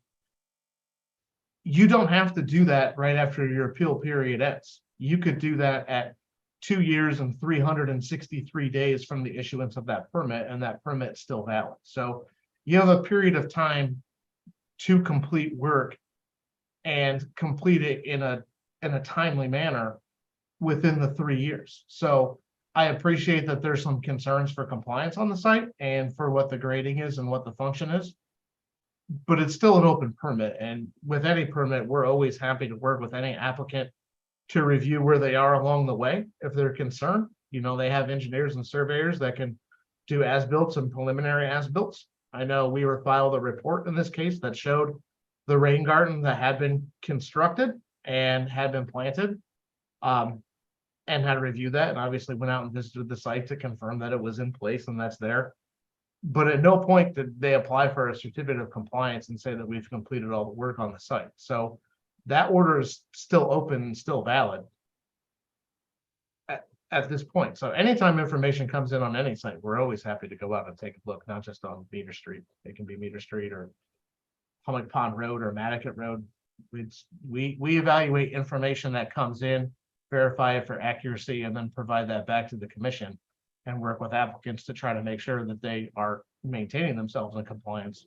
But we're on a staff level partially driven by the information that comes in. Thank So, you, Mr. Jeff. Chairman, just to reiterate, there isn't anything in your opinion, Jeff, to be construed as illegal since we have an ongoing open permit. Is that correct? I mean, I'd personally like to look into the structure in the driveway a bit more, but I certainly don't think that that is something that if the commission wanted to issue an order of conditions on the property, I mean, you could certainly condition its removal. You could deal with it in a multitude of ways. Okay, so I see 3 commissioners' hands up, and Mike, I believe yours was up first. Thank you, Mr. Chairman. I'll be brief. I just wanted to state sort of where my head is at on the whole thing. You know, with the issue with the appeal, the neighbors didn't appeal, so that is a dead issue to me, and we're beyond the evidence of a vegetated wetland. I am concerned, as other commissioners are, about compliance on the site. We have to be, and I don't know if you can still hear me. I thought I locked up for a second. Sorry. And I would also just say to the applicant, if there's any question going forward, like talk to Jeff, because we're just caught here now in between lawyers, and it's taking up a lot of commissioners' time and consultants, and it's you're all spending money, and it's not where the commissioners want to be. So in summary, I'm just, we're a town appointed board. I'm satisfied with what town council told us, but would like to see or know that Jeff's comfortable with compliance on the site. Thank you. Thank you, Mike. And Mark? Thank you, Mr. Chairman. I have a question for Jeff, I believe, maybe for town council, but can we approve an NOI when there is an existing enforcement order on the same property that has not been closed out? Jeff? I mean, we've issued orders of conditions to deal with enforcement orders many times. Again, I don't necessarily think that you couldn't do it. And even at the time, if we felt that it was closed out in some way from the previous order and, maybe didn't note that, I think you guys always still have the ability to issue an enforcement order for any project or property, forfeit that right.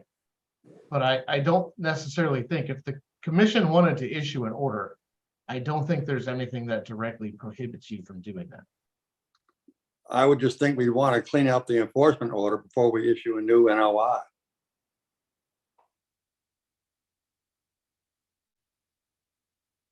Mr. Chairman? Yes. Thank you. I've been sort of waiting and Actually, Art, would you mind if I just allow Sure. Joe to say something? Because I think Joe had his hand up, and then Joe, did you have your hand up? I did. Thank you. Listening to the last half hour of the pros and cons on either side, I'd feel a lot more comfortable if this issue went back to town council to say, wait a minute, how about all these other points that were raised? Have we missed them? And let's get a clear position on this so we're not stuck in the middle and possibly a lawsuit on top of it. Thank you, Joe. And I think we all feel that way. So Art? I'll defer to Glenn, who has his hand up, and maybe perhaps I can follow up. Sure. Glenn? I'd like to raise just 2 points quickly. I think the EO is closed out. In fact, the EO is closed out because we filed a notice of intent and received an order of conditions in response to the EO. The EO is dead now. And further, EOs are not good for 3 years because it's not a permit. It's permits that are good for 3 years, or determinations of applicability or ANRADs. EOs are not good for 3 years. I mean, presumably they can live on, but the EO is dead because we got an OOC, because we filed an NOI, because that's what the EO said. So the EO is an irrelevant issue presently now. Secondly, to Joe's comment, there's nothing more to ask town council. Nothing more has come up in this hearing tonight. The point is that the opinion was requested, is an order of conditions that locks in resource areas good for 3 years, and is that over and done with? The answer is yes. There's nothing else that's come up in this hearing tonight except for opposing counsel, RJ and David rehashing the same issues that we did many months ago. So with all due respect to Joe, I don't think that there's anything else that's come up that needs to go back to town council. It's black and white, and town council has responded to the commission that it's black and white. And I think you have to listen to your own attorney here. Thank you. Thank you. And Diane, you have had your hand up for quite a while.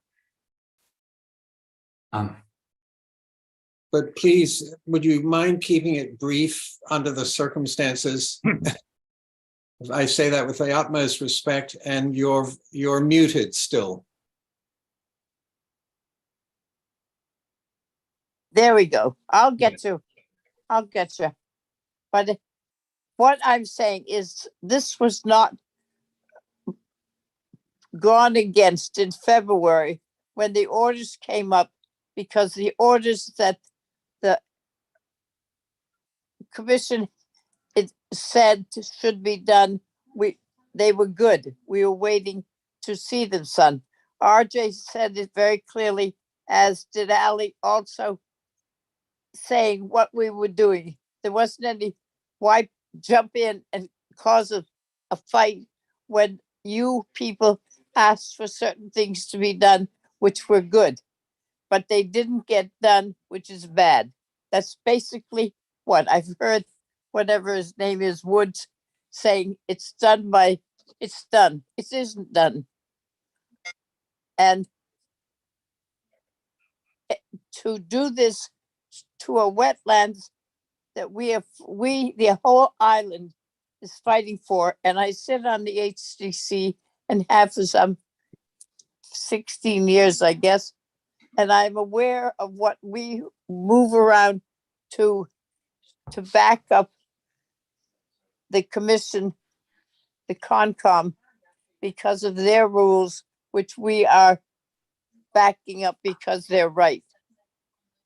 And it is time not be looked at because somebody says, well, this was better, the OE. I don't know what all the initials meant. My son was on the commission, but I have never been. So it is very important. It's important that what you requested be done. Thank you. And that's it. Thank you. Thank you for your time and patience. Thank you, Diane. And so, RJ, do you have anything further to add over what you've said? Yeah, just quickly, Commissioner Plandowski is absolutely onto something. I'd like to remind everyone that town council responded to one very specific question, which was, are there any other resource areas besides land subject to coastal storm flowage? I don't even believe that they looked at the case law that the Fish letter provided in defense of their argument. And they definitely didn't refer to the status of the enforcement order, because the status of the enforcement order is that NOI needs to be fulfilled and that site has to be brought back to the best of the applicant's ability.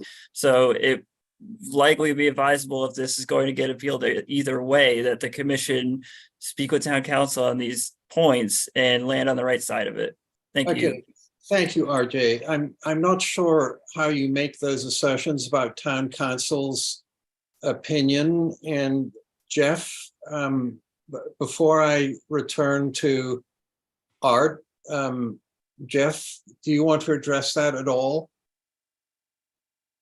And RJ, I don't mean to be rude to you. I'm just saying that, you know, you haven't spoken to town council as far as I know.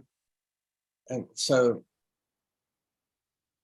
So the question that was asked at town council was relative to whether they felt that the resource areas listed in the previous order were binding. And in my, brief email conversation with them, they looked at what was submitted, what you guys requested be submitted from the applicant, reviewed that, did whatever research they felt necessary on their own, and came back with the opinion that they provided, that they agreed with the applicant's submission. Thank you. So, RJ, may I summarize your argument in saying that there is enough circumstantial evidence that you wish that that had been addressed? And it's Joe, is that also, in a sense, what you're saying is that after everything you've heard, that is actually circumstantial rather than legally binding, as far as we know, that you'd like an opinion on that from town council? Yes, correct. Thank you. RJ, do you have anything additional to add? Correct. My point was that I didn't believe the question that was raised to town council from the last meeting had anything to do with the enforcement order. Yes. Yeah, thank you. And Glenn, I see your hand up. Mr. Wood? I would just, Art's going to speak to this and read to the EO to point out that we complied fully with the EO, but Mr.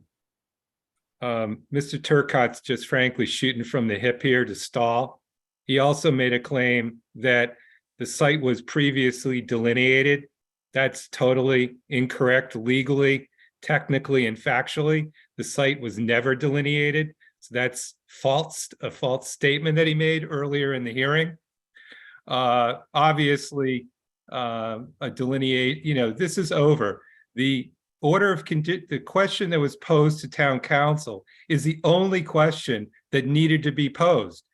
Did the order of conditions lock in the resource areas? And is that all that this commission can review in this NOI? And the answer was yes. Again, we complied with the EO by filing an NOI and the order of conditions. So the question posed by Joe presently is a moot. And I think stalling to get another delay is inappropriate. And I would like a vote on whether or not, ultimately after Art speaks, whether the other commission members feel that Joe's query is even worth the delay to go back to town council. We adamantly would disagree. Thank you.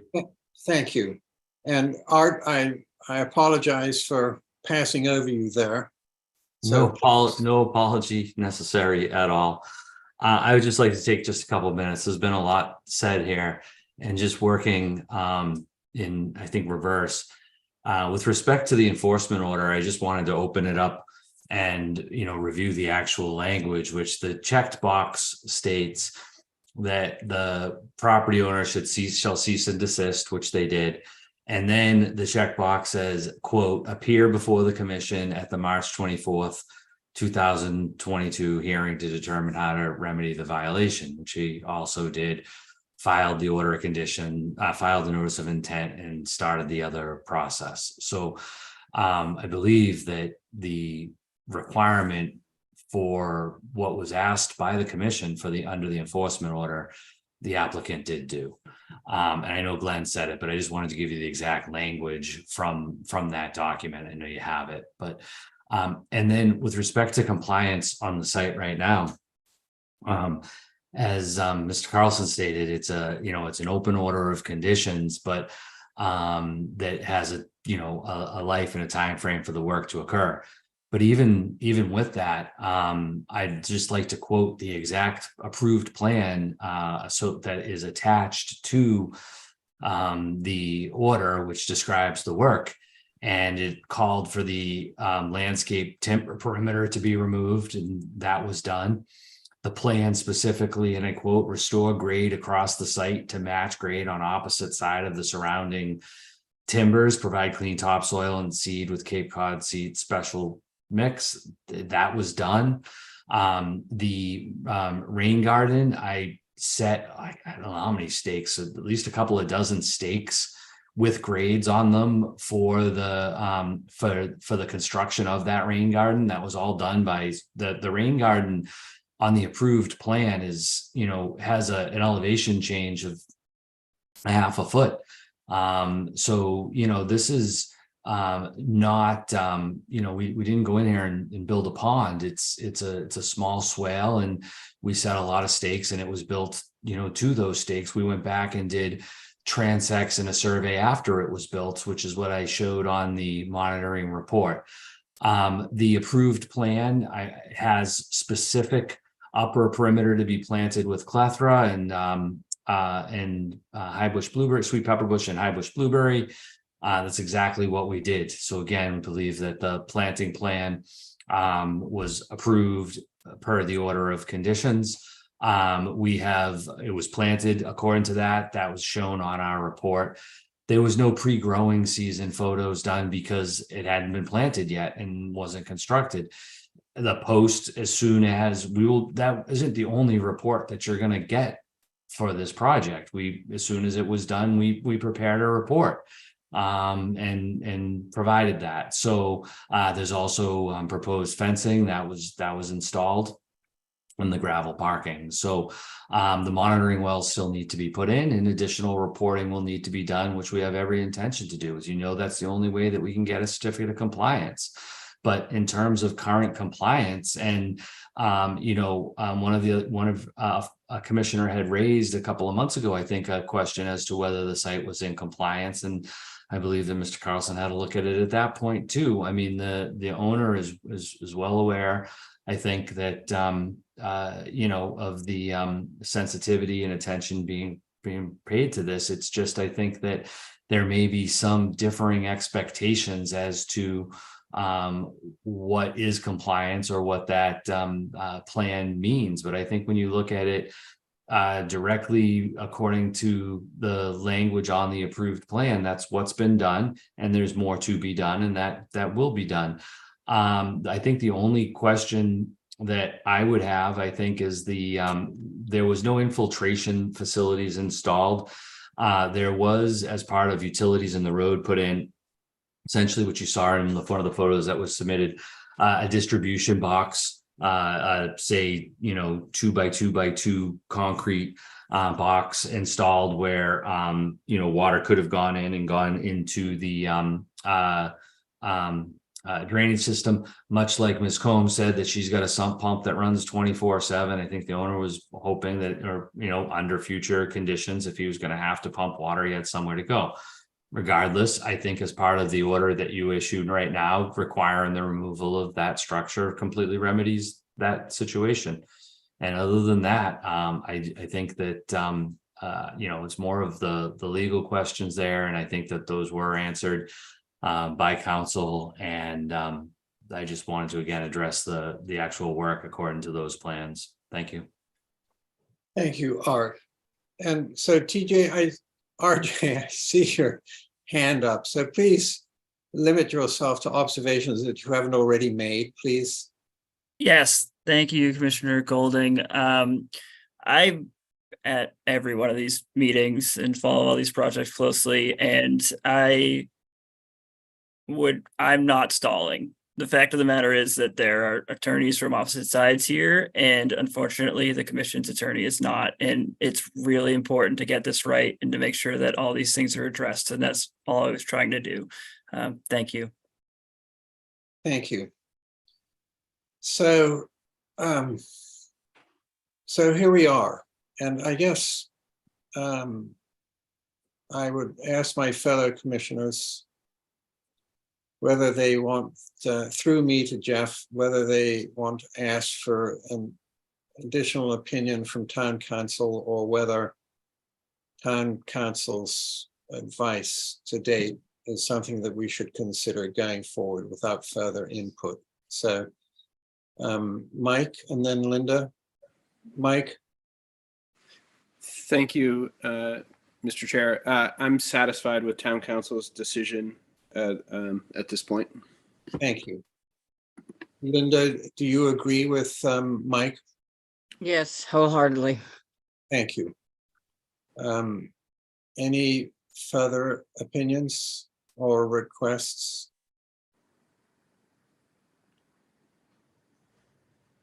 So I guess I want to, Joe, I'm going to single you out after. You would like to have further input from town council? That is correct. Yeah, okay. Mark? Well, I'm sort of baffled by the application. We have pretty good evidence that there was a semblance of a wetland. We have photographic evidence of a wetland there. And it somehow missed the order of conditions. I'm baffled. I'm not sure what to do. I really don't. I'm not delaying. I'm unsure. This is one of the strangest Right. ones I've been through, so I don't know what to do. Okay.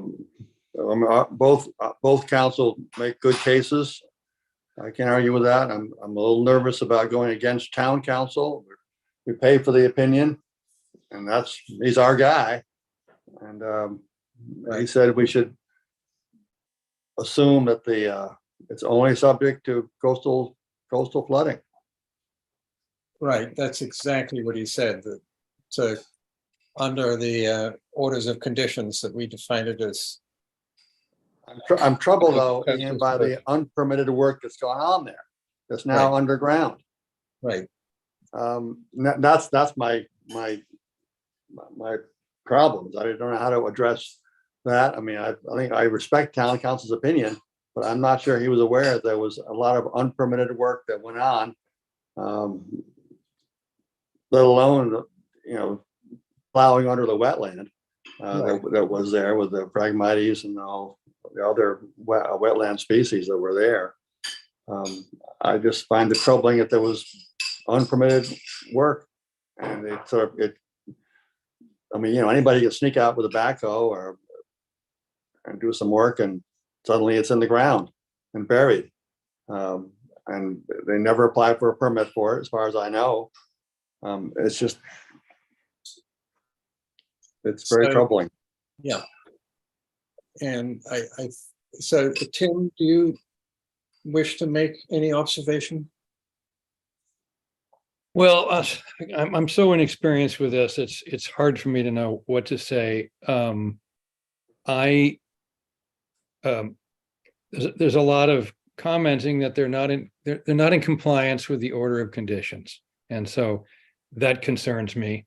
And I would be reluctant to approve an NOI if they're not complying. But again, I don't know how this works well enough to really know if what I'm saying is correct. So forgive me for that. But I guess I'm inclined to say, yeah, I think more discussion with council would probably be a good idea. Thank you. Mike, you have something to add? Yes, thank you.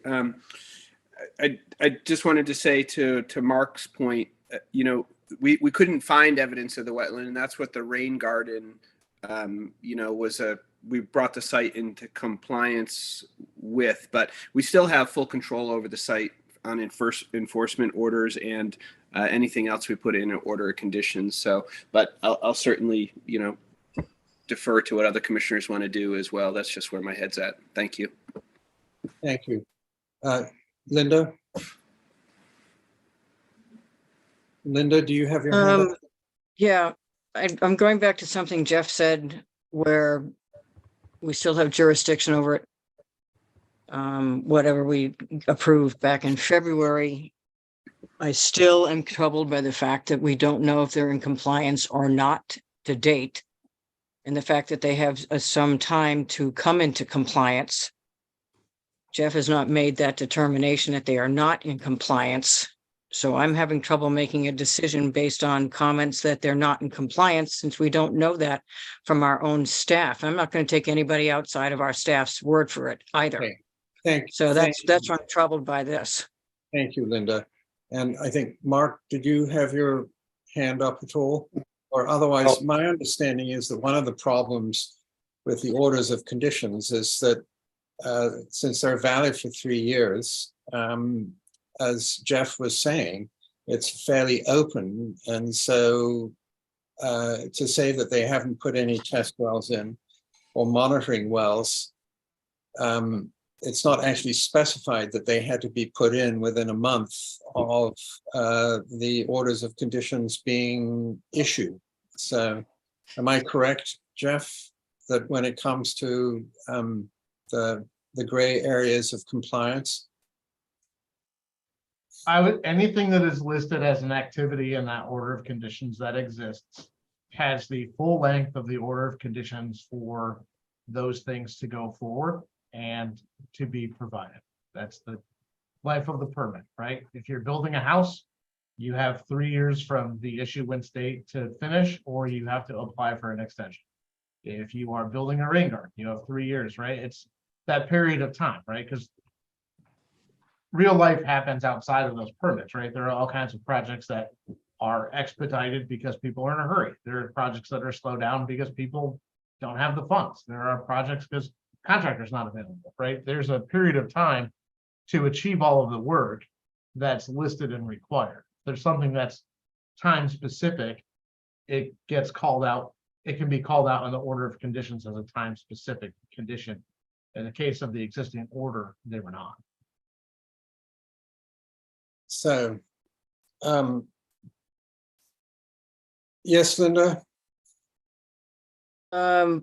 But I through you, Mr. Chairman, back to Jeff again, but I believe didn't Jeff say earlier that we don't have to wait 3 years to issue a new order for the house? No. Because the other one's still open. I thought Jeff said we weren't precluded from considering the new one because the other one can just keep going. Is that pretty much it?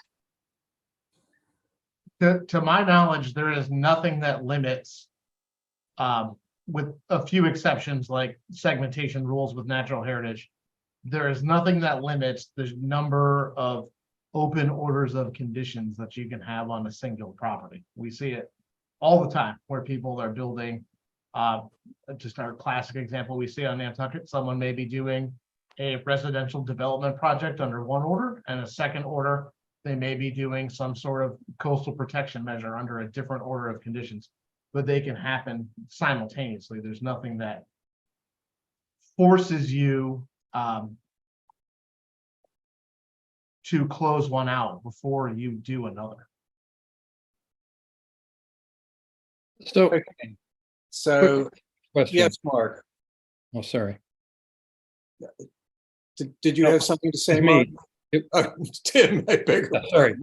pardon. So just to clarify for my own education, if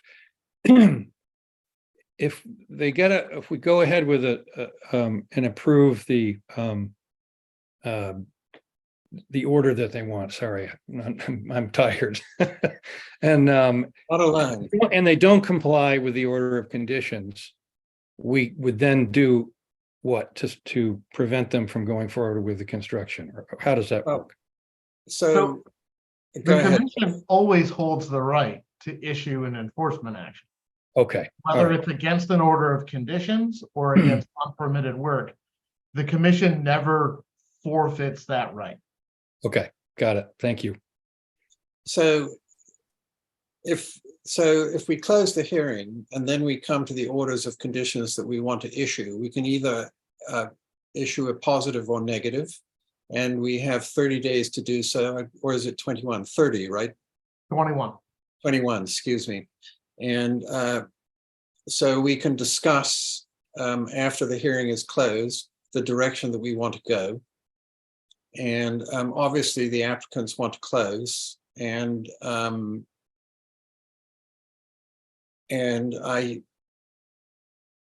so I'm sort of torn because it seems to sort of an equal, that the commission is divided between those that would prefer to have an additional legal opinion and those that wouldn't. And so I'm not sure where that leaves us, Jeff. legally, are we obliged to close at this point? So I'll try to cover this as best I can. And I apologize for going a little bit off subject to that question too. I would say if there's any contemplation for either order, whether positive or negative, I always recommend making sure that that is brought up during the public hearing process, because that you want the applicant to have the full ability to provide comments, right? If we go through and we close the public hearing right now, and the only order that we're discussing is a negative order per se, I would feel pretty comfortable in saying that the applicant would like to know that that's going to come up in discussion and may be able to provide some additional comments related to that. The only grounds that you have for continuation, and let me pull it up to be sure, is one, by the applicant's consent, you have the ability to continue. We use that all of the time. And I just want to make sure that there's a secondary reason that we can continue, that we don't use. You can do it without the consent of the applicant to a date certain for the reasons stated at the hearing, include receipt of additional information from the applicant or others. So you do have the right to do that. I would say in general, working with the applicant to decide if a continuation would be best is always the best choice. Point taken. Thank you. And Glenn? Thank you, Mr. Chair. I guess 2 points. One, quickly, and thanks for your time this evening, of course. Art just went through the enforcement order and showed full compliance with the enforcement order. He also went through the order of conditions and showed full compliance with the order of conditions to the extent that we can do it to date. So there's no evidence. Again, the enforcement order does not survive once you've addressed everything that was requested in the EO, which we've done. The EO is moot. It's dead. It's irrelevant legally because we complied with it. That's a non-issue. So going back to town council to ask a moot question is a waste of everyone's time. There's no evidence, as Linda points out through via Jeff, of any non-compliance with the present OOC. And as Jeff has already pointed out, you can surely issue a new OOC where there's an open OOC on a lot. So I have no idea what would be the question that you would pose to town council at this point. And I don't think that without our assent presently under the surely the Wetlands Protection Act regs at this point, there is any ability for the commission to continue on its own. We think the hearing should close tonight and the commission should approve it. Also point out that no one's actually reviewed the project tonight in any substantive way. And that's because there's no issues with it. So the commission has no problem with this project because there's been no issues raised and no issues raised by the opposition to the project in the pending house NOI. It's all reliving the past, as Linda has suggested and town council has opined to you, is legally irrelevant. So I see no basis to go back to town council because there's no question to pose. Okay, so with all due respect, we think the commission should close the hearing and vote to approve the project. Thank you. Thank you. And Jeff? Yes. Oh, sorry. I forgot to lower my hand. Okay. So I feel that from my perspective that Ali brought up a number of issues in terms of compliance and non-compliance. And so the question really is, at that level, to what extent, what time limit is there on whether you're in compliance or not in compliance? And Jeff has made it clear that we may feel that the spirit of the orders of conditions hasn't been met. But the actual law is rather different. So I sort of feel at this point that we should move to close. And unless I hear a strong objection, Linda, you have your hand up. Is there anything else you want to add? Well, just the one question you always ask, Mr. Chairman, do we have everything we need? I'm not sure we ever got to that point yet. Right, but right. that would be my question with Jeff. Right, but I think, Ally, do you want to speak? Because I notice you've come on. Yeah, I actually, so I just, thank you, Chair, wanted to point out that the Zoom user, I don't know if you see on your screen, that's actually the Land Council's council. Thank you. And excellent. So is that the redoubtable Dennis Murphy? Do I see under that cap? Yes, good evening, Mr. Chair and members of the commission. I'm sorry to come on a different computer. You caught me on vacation. I was watching on YouTube. And since the hearing is about to close, I wanted to offer some comment on behalf of the Land Council.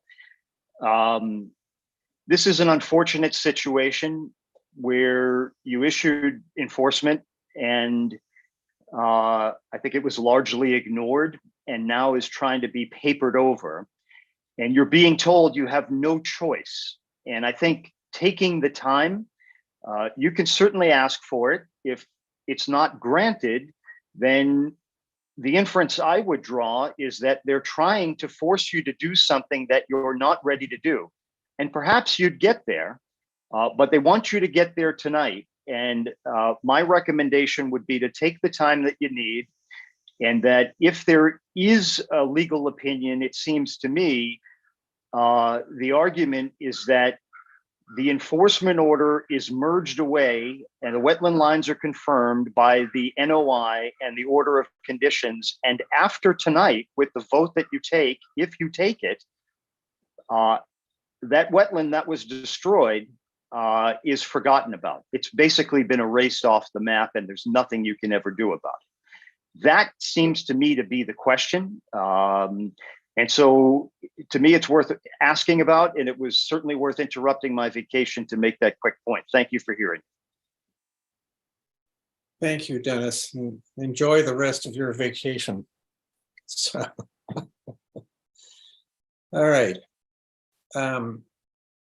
Well, under the circumstances, I think we're conflicted enough to want to really line up all the arguments that we have on both sides and ask another opinion from town council. That would be my feeling at this point. And thank you, Tim. Was that a thumbs up? Yeah. Yeah. And thank you, Mark. And I know that Joe feels that way. And I know that Linda and Mike feel that we've seen enough. And so the question is, I guess, to Jeff, is that a viable route? Before I recognize Mr. Wood. So I think if I could think about it for a second, if you want to go to Glenn first, that would be. Sure, Glenn, go ahead. Thanks, Ian. I guess my question would be, and we're not trying to be difficult here, but we're frustrated because town council has already opined, and land council who's just jumped in is now asking us to revisit the delineations, which is absurd. The question is, from our perspective, is what's the question you would be asking town council at this point? Okay, I think I can answer that for myself. Okay. And it would be, is there enough circumstantial evidence to provide a defensible case if we ruled against this application? So I know that town council basically said on the basis of the orders of conditions and defining it as land subject to coastal storm flowage, that your letter was correct. And so I guess what I'm saying is that given the preponderance of circumstantial evidence, is there a case that could be defensible in a court of law that would justify us wanting to delay an approval of your project until it can be more firmly established that there is a wetland there going forward? So that is the way I'm looking at this. So Seems like the question's already been asked and answered. I mean, you've just posed the question. I mean, with all due respect to you, and I think you've posed, in a more nuanced way, but you've posed the same exact question, which is when you issue an order of conditions, the commission makes a determination as to resource areas, and those are checked off in boxes. And if certain, it's the way it was, and we read it this way and we didn't appeal. If the neighbors read it another way without legal counsel and they didn't appeal, well, that's their own issue and they have to live with it. But the commission issued an order, locked in one resource area. It's good for 3 years plus extensions. End of discussion. Town council answered it.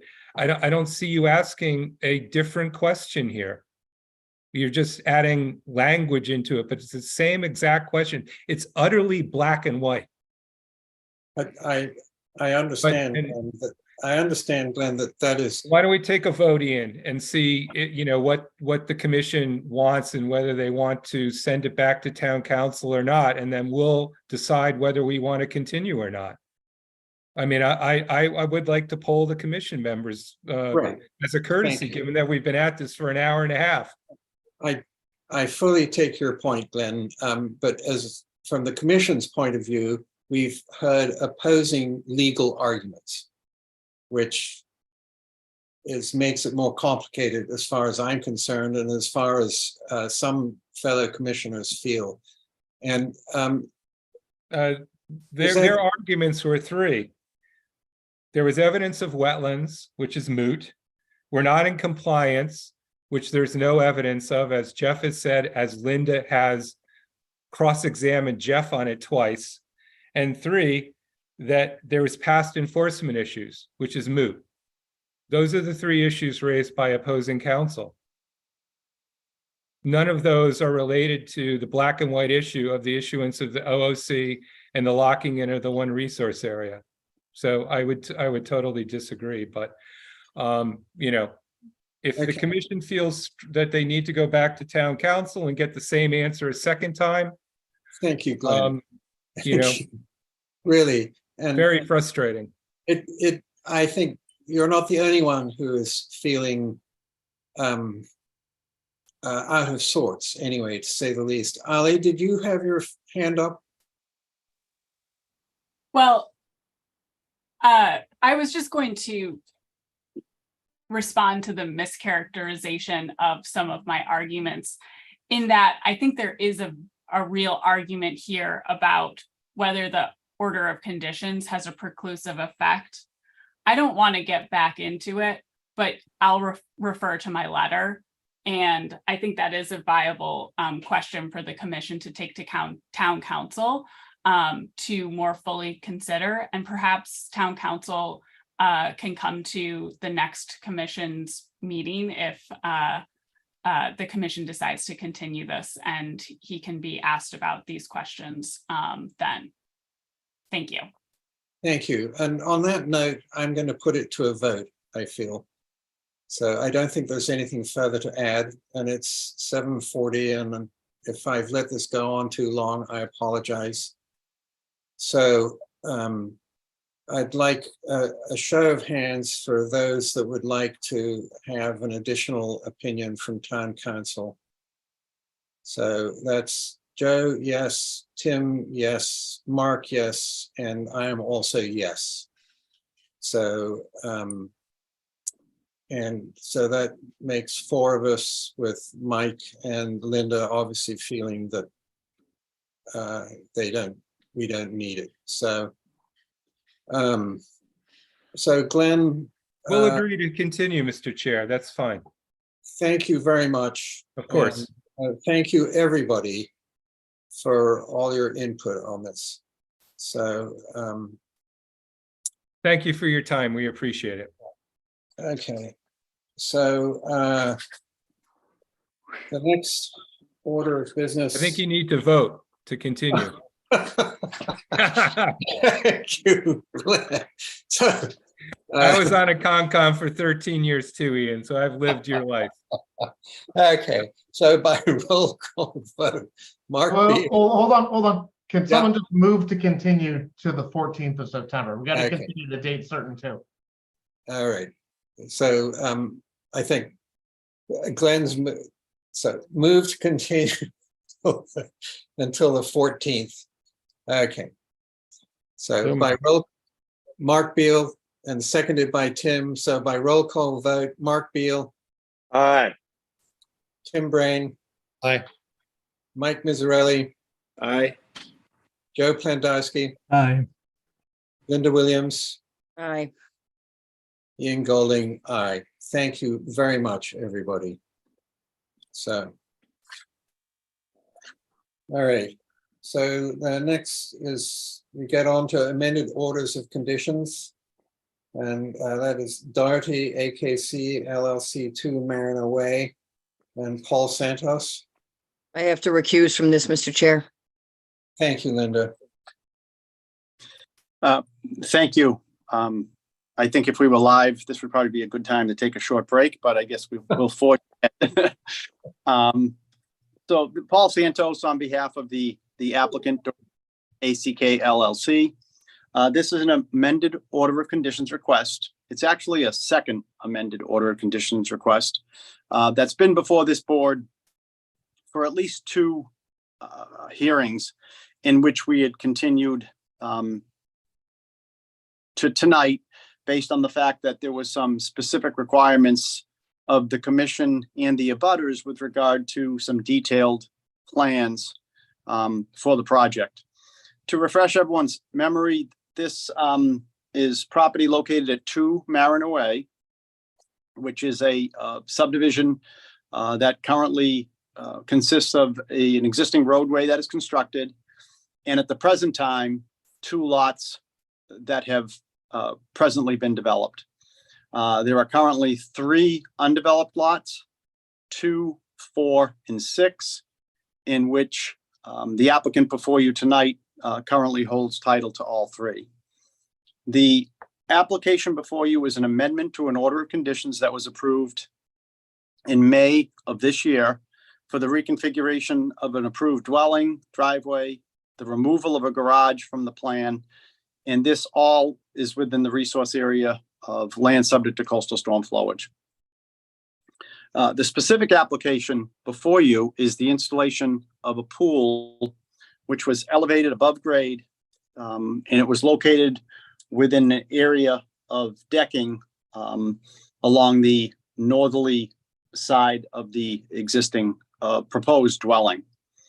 And the specific requirements at the time or concerns at the time were how this pool was going to be constructed, in that it was being proposed to be elevated and not a standard in-ground pool that the commission may be used to seeing.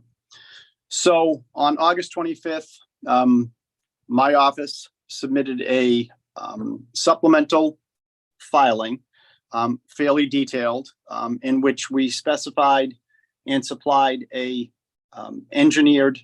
stamped engineered structural plan, stamped by a structural engineer, which basically sets forth how this pool would be constructed. And I'll refer back to my letter. And just to give you a sense of where we are at here, the existing grade of this particular lot is anywhere between elevation 5 and 6. The flood zone we are talking about is an AE 8, which is elevation 8, which is the particular flood zone. So we're going to refer to this as a plunge pool, I guess, moving forward here. The plunge pool is designed to be approximately 12'6" long by 7'2" wide and 3'6" deep. That equates to approximately 90 square foot of plunge pool. The pool will be supported by an engineered foundation system consisting of 4 helical piles set 25 to 30 foot deep, anchoring 4 concrete piers and a concrete grade beam. The bottom of the pool will be set at elevation 5.5, approximately 6 inches above the existing grade of elevation 5. The top of the pool will be set approximately at elevation 10, or 5 feet above existing grade, and 2 feet above the flood elevation of 8. So the pool basically is an independent structure. The deck will then be constructed around the pool, but the pool is in no way dependent upon the construction of the deck. The pool basically is a standalone structure. The intent here is to elevate the pool above the existing grade, similar to a foundation where you would have flood vents, so flood waters could pass freely underneath this structure. This is important, obviously, when we look at the town's standards or performance standards with regard to work and land subject to coastal storm flowage. The proposed pool will not reduce the ability of land to absorb and contain floodwaters or buffer inland areas from flooding and wave damage. No alteration of the grade is proposed for the plunge pool that would reduce the existing buffer to inland areas. And because the bottom of the pool is elevated 6 inches above grade, will not impact the ability of impervious surfaces to absorb and contain floodwaters. Similarly, because the pool is elevated at least 2 feet above the Zone E elevation 8, the risk of water from the pool polluting groundwater, surface water, or salt water during the 100-year storm is nominal. So again, one of the other points I brought up at the last meeting was this pool will have an auto cover. Typically, an auto cover is a sealed, once that cover is shut, if rainwater should happen to fall, that does not mix with the pool water. And there's typically a small pump that goes on top of these pool covers that's then drained, after a rain event, if there's any significant amount of water that should fall or occur. This is particularly proposed as a saltwater. This would be a saltwater pool, non-chlorine. It would be a saltwater. Within the supplemental submittal, I made reference to 2 pools that had recently been approved by the commission. One was in July of 22. The other was in November of 22. One was at 22 and 24 Easton Street. The other was at the Brant Point Club project. Easton Street was 150 square foot spa supported on concrete sonotubes, encompassing a deck area in the same proposal we have here. The other was the Brant Point Club project, which was 120 square foot above ground pool, again, constructed in a deck. And I reference those for 2 reasons, because I think when we were talking about this, it was almost looked at like this hadn't been seen before, that this was a unique kind of situation. But in fact, it has been done within land subject to coastal storm flowage fairly recently in 2 other projects on the island. Again, neither one of those orders sought to have the detailed engineering plan submitted as part of the submittal. But nonetheless, that's what we have here with regard to how this area, how this would function and how it would support the pool and also any type of floodwaters that would come. Again, this is an AE zone. It is not a velocity zone. And that's basically the components that we have. Happy to answer any questions that the commission may have with regard to the proposal. Great, thank you, Paul. So questions from commissioners? Mark.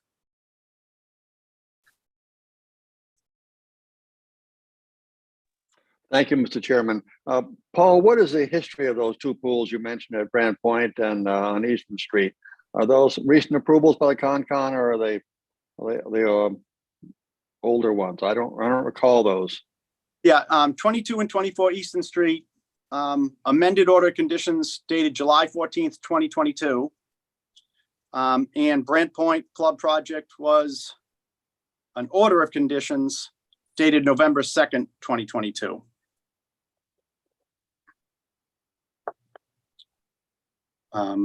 Again, both pools within a deck area within land subject to coastal storm flowage. Huh. Thank you. Thank you. Tim? Yeah, I don't particularly like the idea of pools near in this floodplain, but unless there's some real difference between the two that were approved last year, I don't see any reason for us to stand in the way. And right.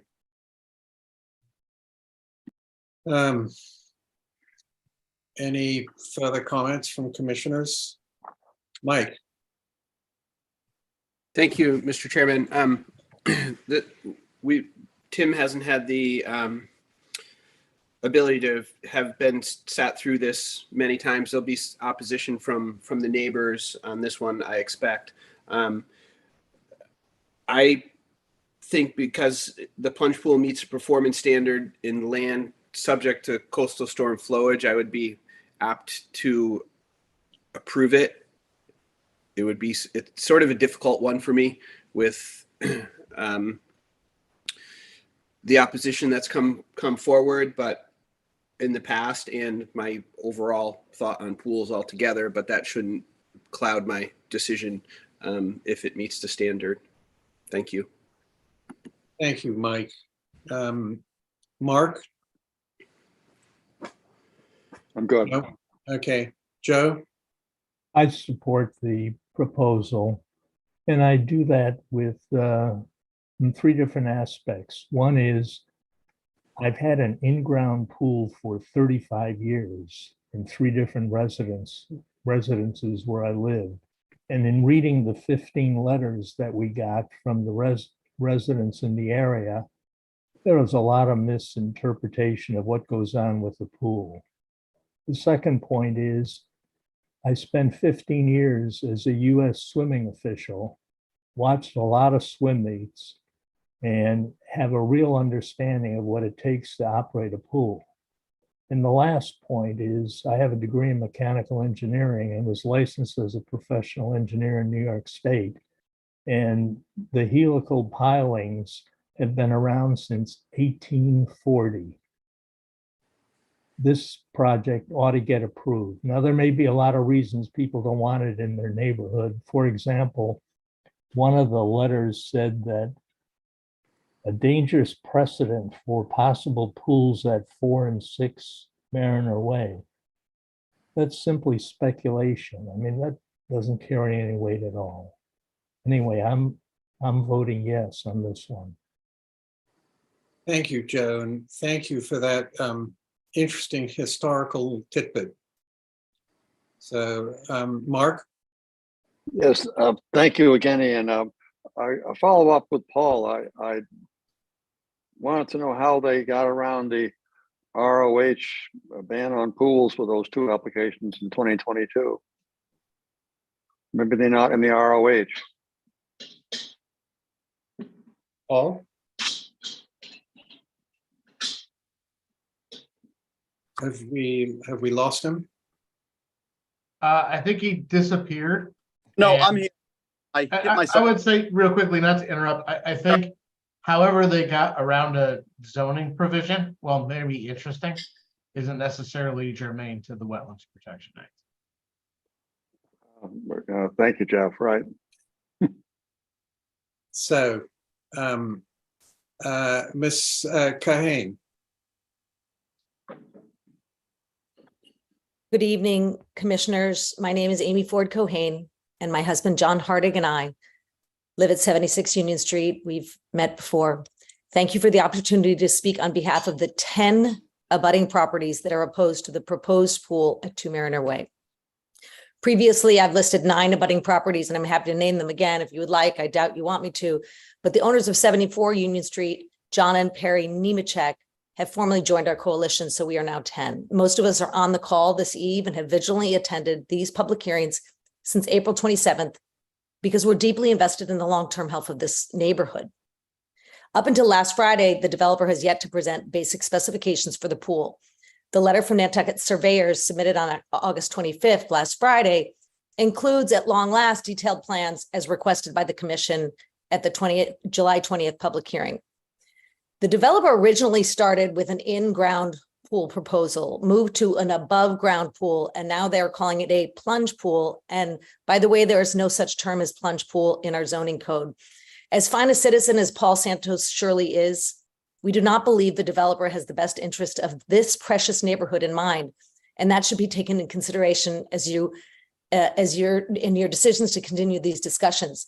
Paul Santos admitted in the July 20th hearing that it doesn't have to be much of a storm for a standard in-ground pool and floodwater to mix, and yet he was pushing hard for an in-ground pool until the end of May.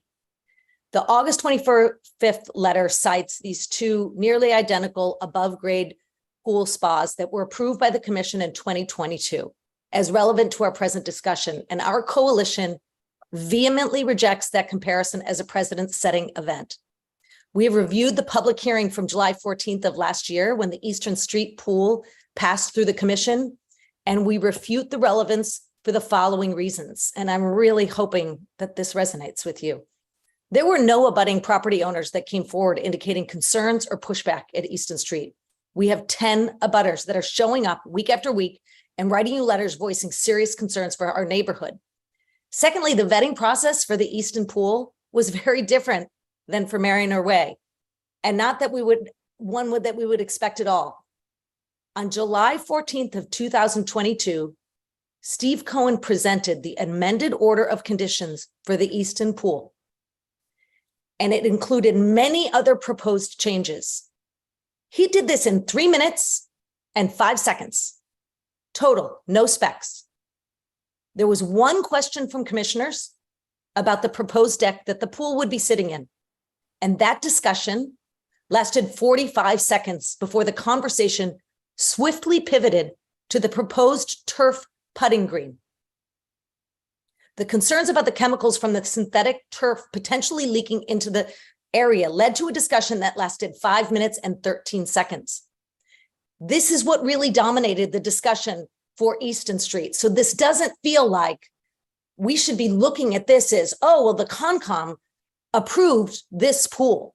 It's not clear to us why they weren't required to present specs for the pool, perhaps because the pool was nestled with so many other proposed changes. The pool did not get the kind of vetting that is what it should have.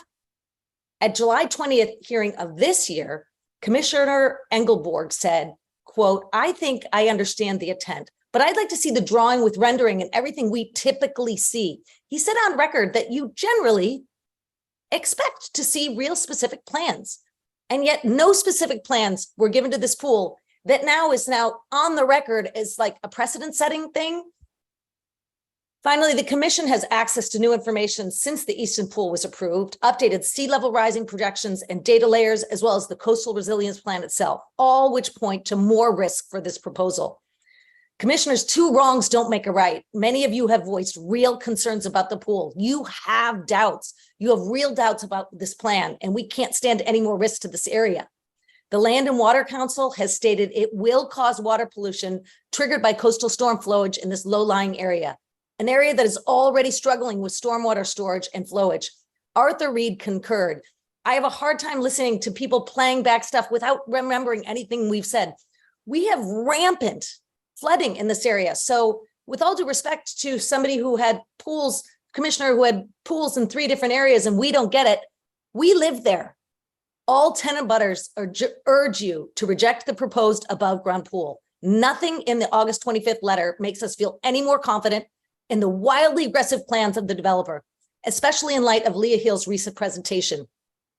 The addition of 3 houses at Mariner Way will already have a profound impact on the neighborhood's precious ecosystem as it is. Why would you even consider adding any more risk to this already ambitious plan?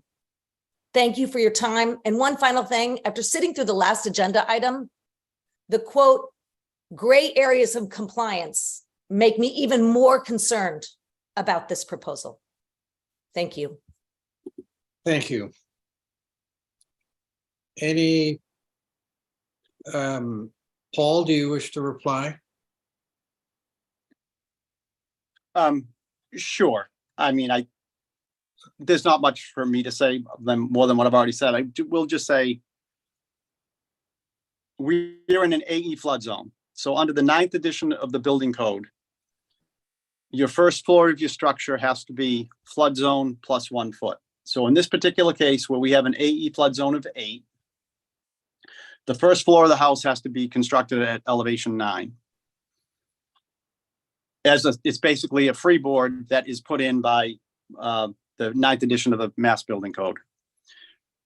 The pool we're proposing, again, is the top of the pool is at elevation, let me go back to my notes here, elevation 10, I believe, which is 2 feet above.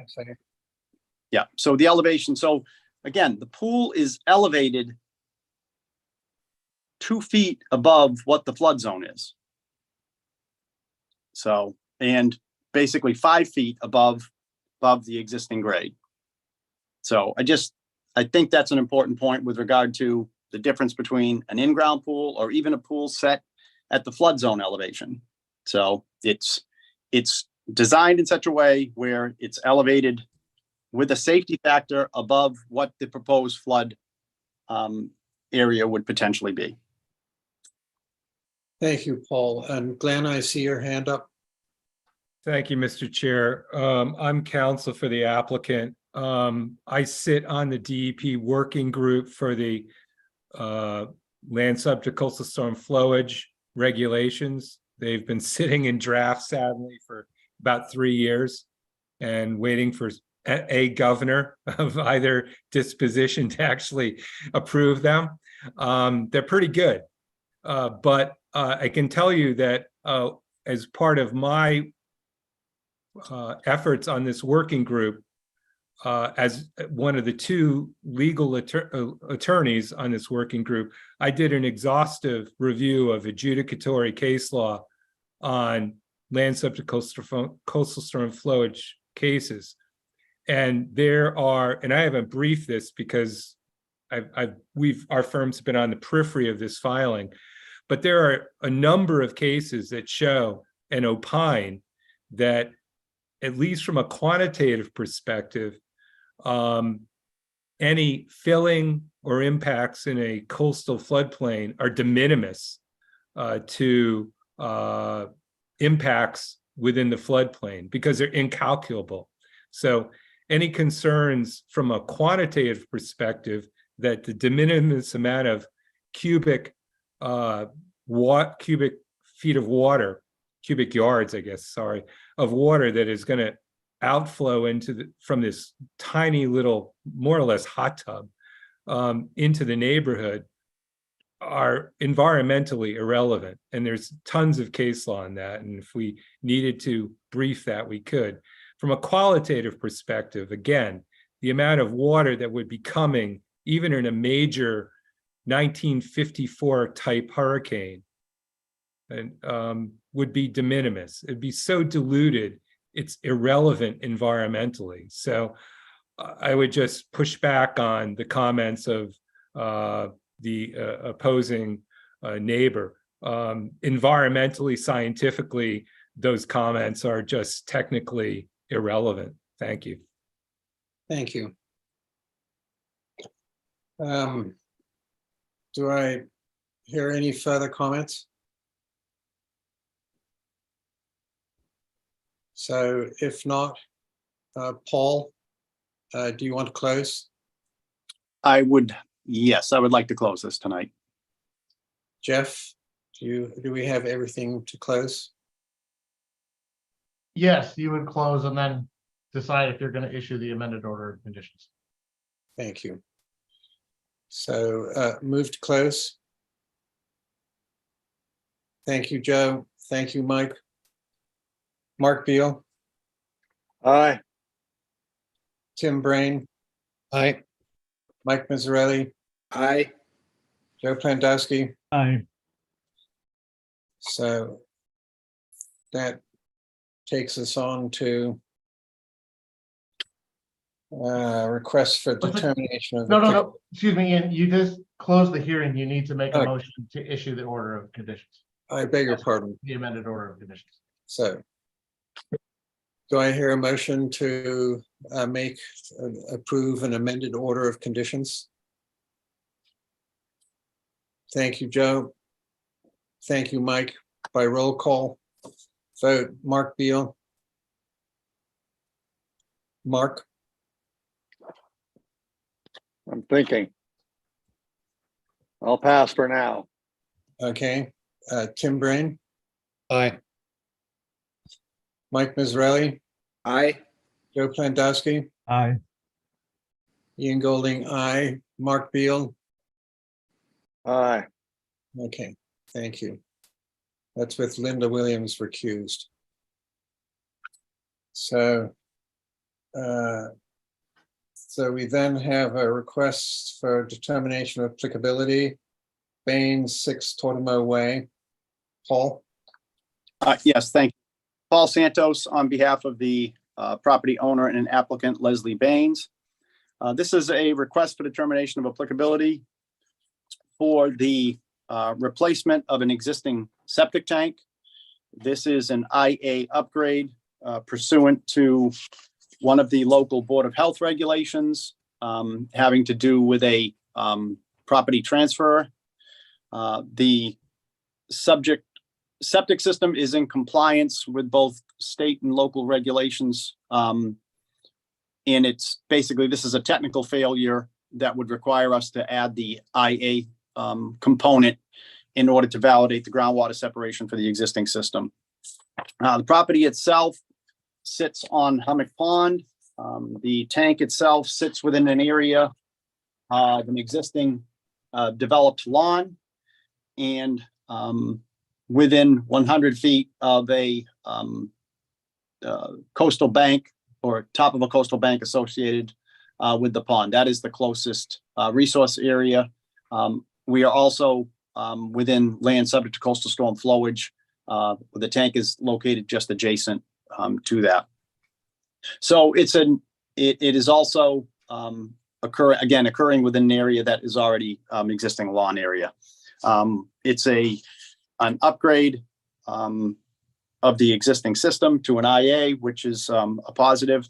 And what we've filed is a request for determination of applicability to determine whether the work depicted on the plan would be subject to the act and require a notice of intent, and also whether the area or work depicted is subject to jurisdiction of any municipal wetland ordinance or bylaw. Again, we're simply looking to remove the existing tank, put the new tank in place, and maintain the existing septic system. And that is the application before you. Great, thank you, Paul. Any questions? I'll move for approval. Second? Can I just amend that motion really quickly? Yeah. I would say you want to move approval of a -2 allowing work in the resource area without requiring a notice of intent. Thank you. I so move. Thank you, Jeff.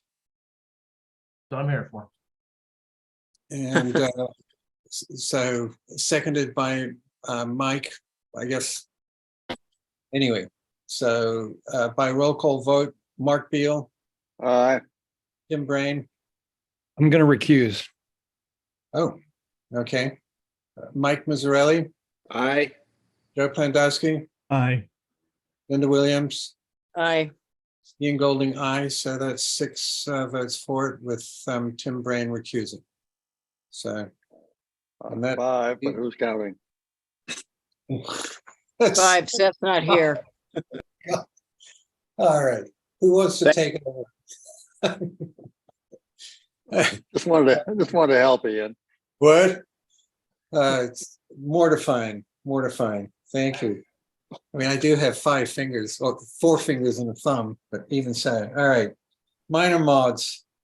So Rachel, Nantucket Islands Land Bank, Long Pond. And Yes, yeah. Thank you. thank you. Thank you very much, Mr. Chair. My name is Rachel Freeman, and I'm representing the Nantucket Land Bank tonight on a series of minor modifications. The first one here is a minor modification for an open order of conditions, SE 483228, that was granted on August 14th in 2019. And this is to treat Phragmites, Long Pond. The OOC was obtained by the Land Bank on behalf of the town and the Pond Coalition. So this is a collaborative process, a collaborative project. And basically what happened is there's a small area of Phragmites that's kind of in the center of the pond that basically was outside of the project, the proposed project area.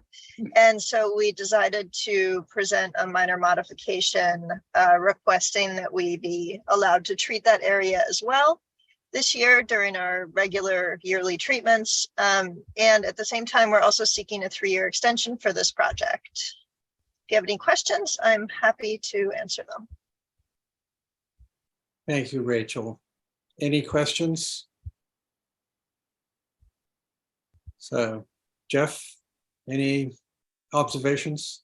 I would say that it meets a minor mod and that they're in compliance and you guys could grant the extension. I would say you could do that as one solid motion. Good. So, and I hear a motion to make that move. Joe, seconded by Mike. So roll call vote. Mark Beal. Aye. Kim Brain. Aye. Mike Mazzarelli. Aye. Joe Pandowski. Aye. Linda Williams. Aye. Ian Golding, aye. So continuing with Nantucket Islands Land Bank, 158 Orange Street. Thank you again, Mr. Chair. Again, this is an open order of conditions for 158 Orange Street. And we've continually been doing work on this property, treating Phragmites within an isolated vegetated wetland. The resource areas on the property also include salt marsh and land subject to coastal storm flowage.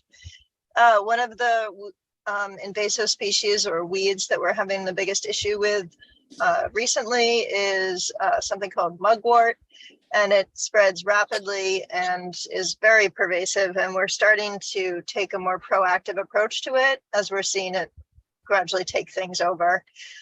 This is the case at 158 Orange, and therefore we were requesting a minor modification to be able to use a 2 to 5% glyphosate solution on some of the mugwort within the area. And we'll also be using mechanical treatment as well, such as weed whackers and hand pulling, but there's an extensive rhizome system that we just haven't been able to reduce with mechanical treatment alone. And so that is our request for a minor modification at 158 Orange Street. Again, happy to answer any questions. Thank you. Mike? Thank you, Mr. Chair. Rachel, I'm just curious what the timing is with the growing season sort of coming to a close, and is there a particular time in your research that it's better to treat mugwort with that than another time in the year? If that makes any sense. Been a long one. Yes, thank you. Our understanding is that it's between August and September, which is why I stayed on the meeting this evening to try and present these minor modifications. If it was in October, I would have just continued.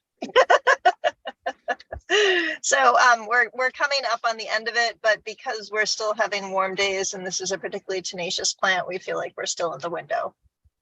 Great. Thank you for that information. Very helpful. Thank you, Mike. Thank you, Rachel. So move to approve this minor mod. Move. Great. Joe and Tim, thank you. So by roll call vote, Mark Beal. Aye. Tim Brain. Aye. Mike Mazzarelli. Aye. Joe Plandowski, Aye. Linda Williams, Aye. Ian Golding, aye. Which moves us on to the land bank at 17 and 21 North Cambridge Street. Thank you again. 17 and 21 North Cambridge Street, Rachel Freeman, speaking on behalf of the land bank.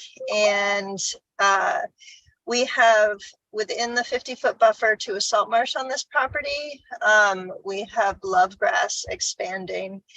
The order of conditions for this property is for treatment of another invasive species, cypress spurge. It was granted on May 3rd, 2022, SE 483533. And we're requesting permission to expand that. Lovegrass responds to very, very, very low levels of glyphosate and goes away quite easily, but again, is something that is commonly used in the landscaping trade on Nantucket, but I think it's getting less so, which is fabulous, and expands quickly when not kept in check. So we're requesting a minor modification to treat lovegrass with something akin to a 0.5 or a 1% glyphosate solution at 17 and 21 North Cambridge Street. I'm happy to answer any questions. Thank you, Rachel. And seeing none, we entertain a motion to approve this minor mod. I'll move, Mr. Chairman. I'll Thank second. you. Well, Mike beat you on that one, Linda, I'm afraid. So by roll call vote, Mark Beal. Aye. Tim Brain. Aye. Mike Mazzarelli. Aye. Joe Plandowski. Aye. Linda Williams. Aye. Ian Golding, aye. Thank you, Rachel. Thank you very much. I think there's one more. Yeah, I think we skipped 65 and 67 Easton. Nothing would surprise me at this juncture, so. It's called a slow brain death. There we go. So go for it, Rachel.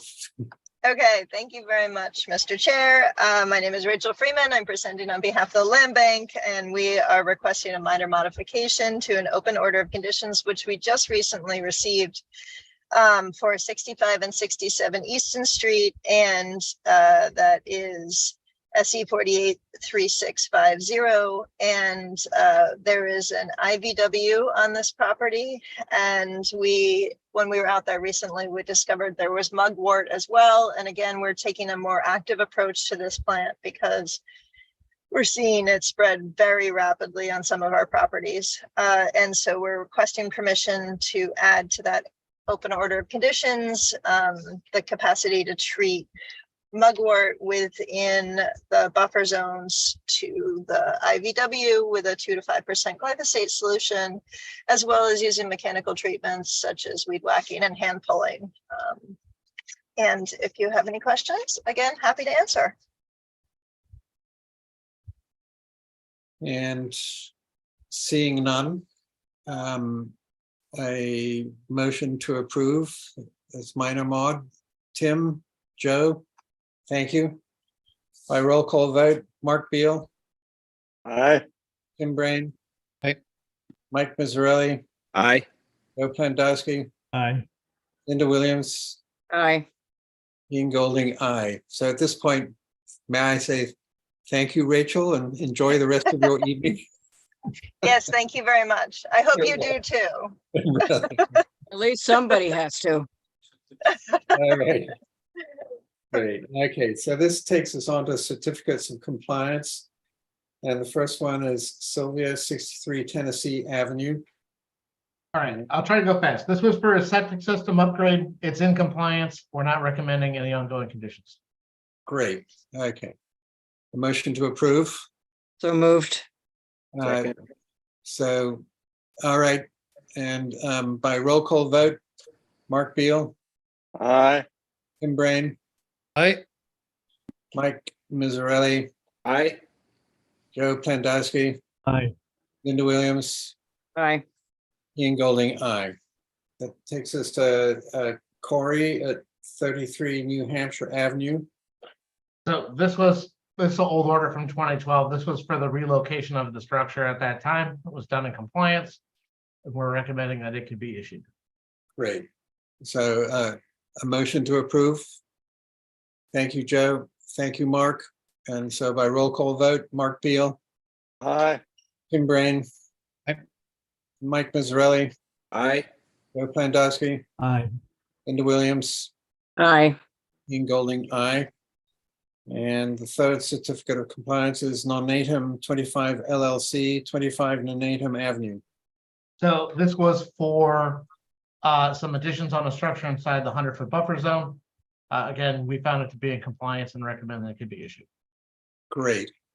So a motion to approve. Thank you, Joe. Thank you, Tim. By roll call vote, Mark Beal, Aye. Tim Brain, Aye. Mike Mazzarelli, Aye.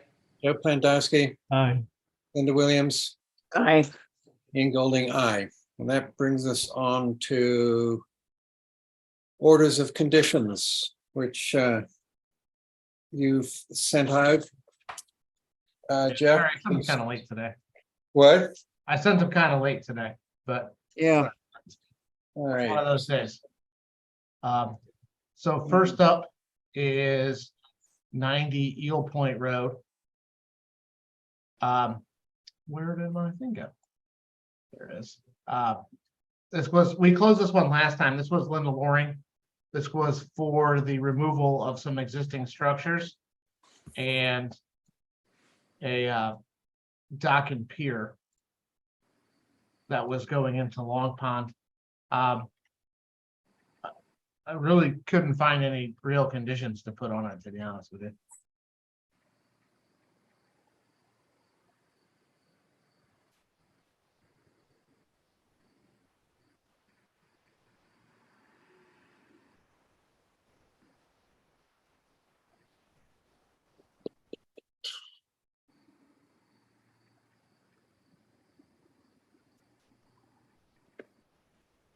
Okay. Any input from commissioners? Nope. Move to approve as drafted. Joe? Tim? Thank you. By roll call vote, Mark Beal, Aye. Tim Brain. Aye. Mike Mazzarelli, Aye. Joe Plandowski, Aye. Linda Williams. Aye. Ian Golding, aye. And that brings us on to Act 3. Act 3, 26 Washington Street.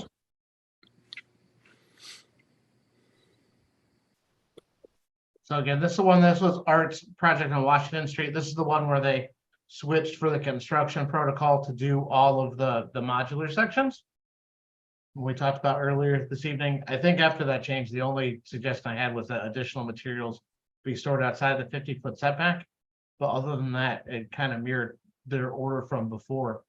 And honestly, I think the addition personally of going to modular construction really deals with a lot of the site constraints there really well.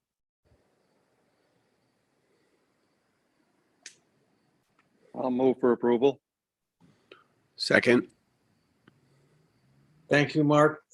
Thank you, Mike. So by roll call vote, Mark Beal, Aye. Tim Brain. Aye. Mike Mazzarelli, Aye.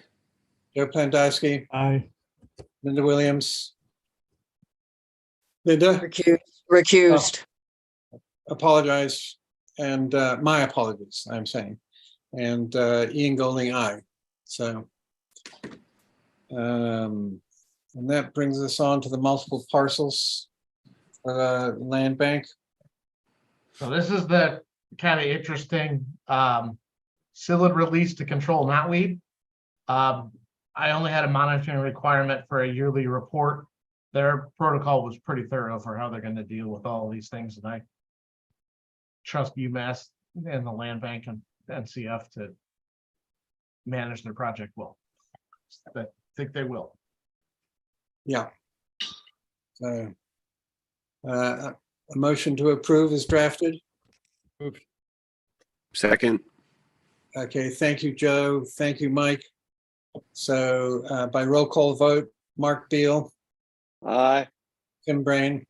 Aye. Mike Mazzarelli, Aye. Joe Pandowski, Aye. Linda Williams, Aye. Ian Golding, aye. So that brings us on to 78 Walnut Road, LLC, 78 Walnut Road. I do have a change on this one that I caught. I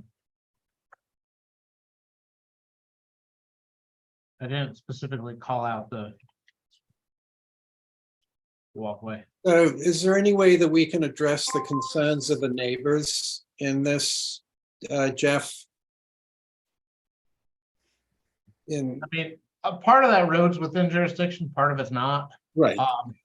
But the part that is within our jurisdiction, I mean, I the trees that are within our jurisdiction, mean, just trying to think on the fly here. This would be a lot easier to think at 3:30 and not 8:30, but right. Well, we don't have to address it now. We could address it at the next meeting. well, I think maybe that, let's add an additional finding that the commission finds that the roadway that, oh, it's called out, that Fargo Way is bordered by mature vegetation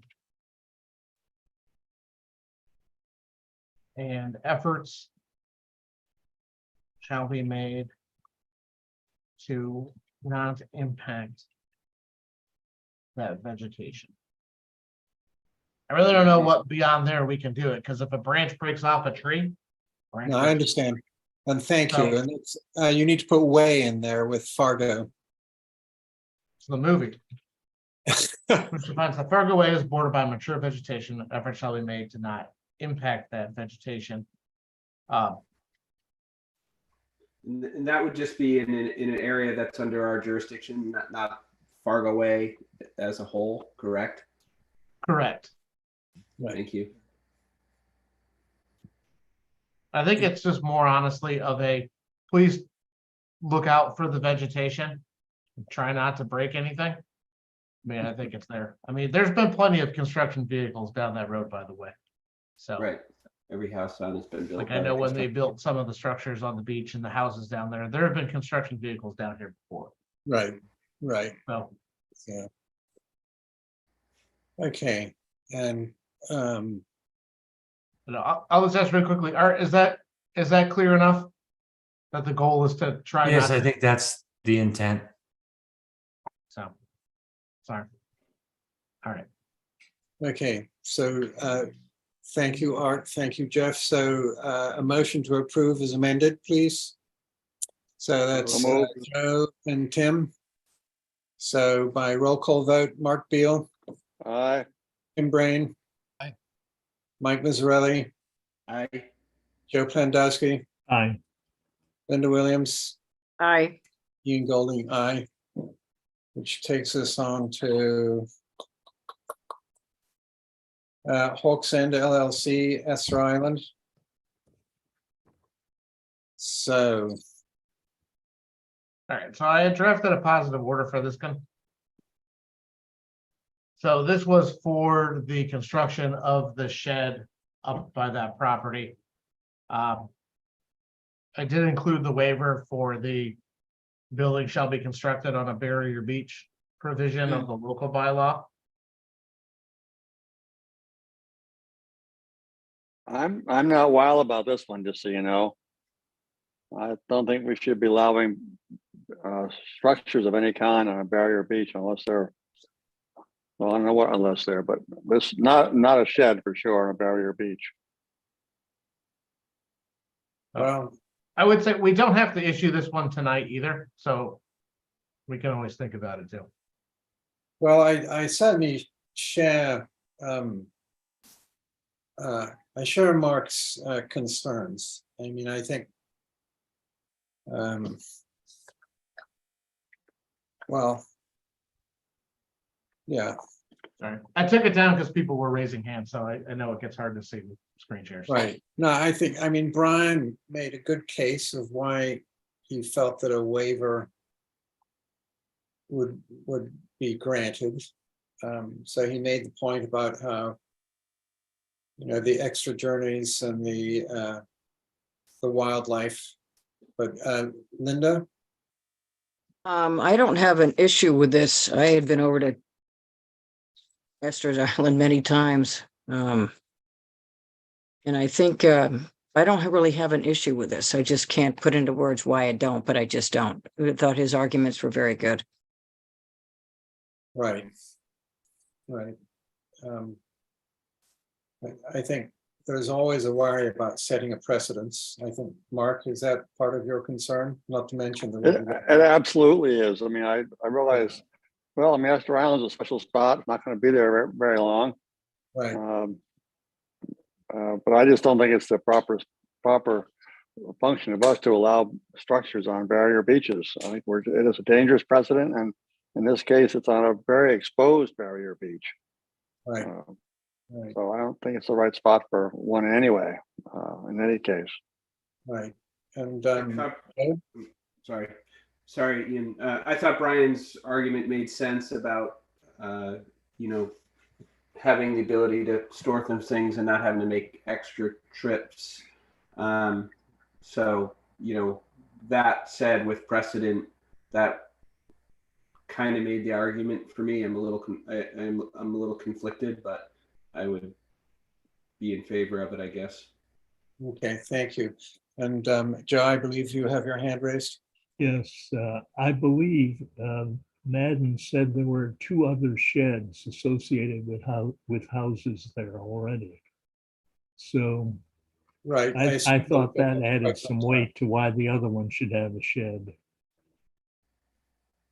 Right. Thank you. So,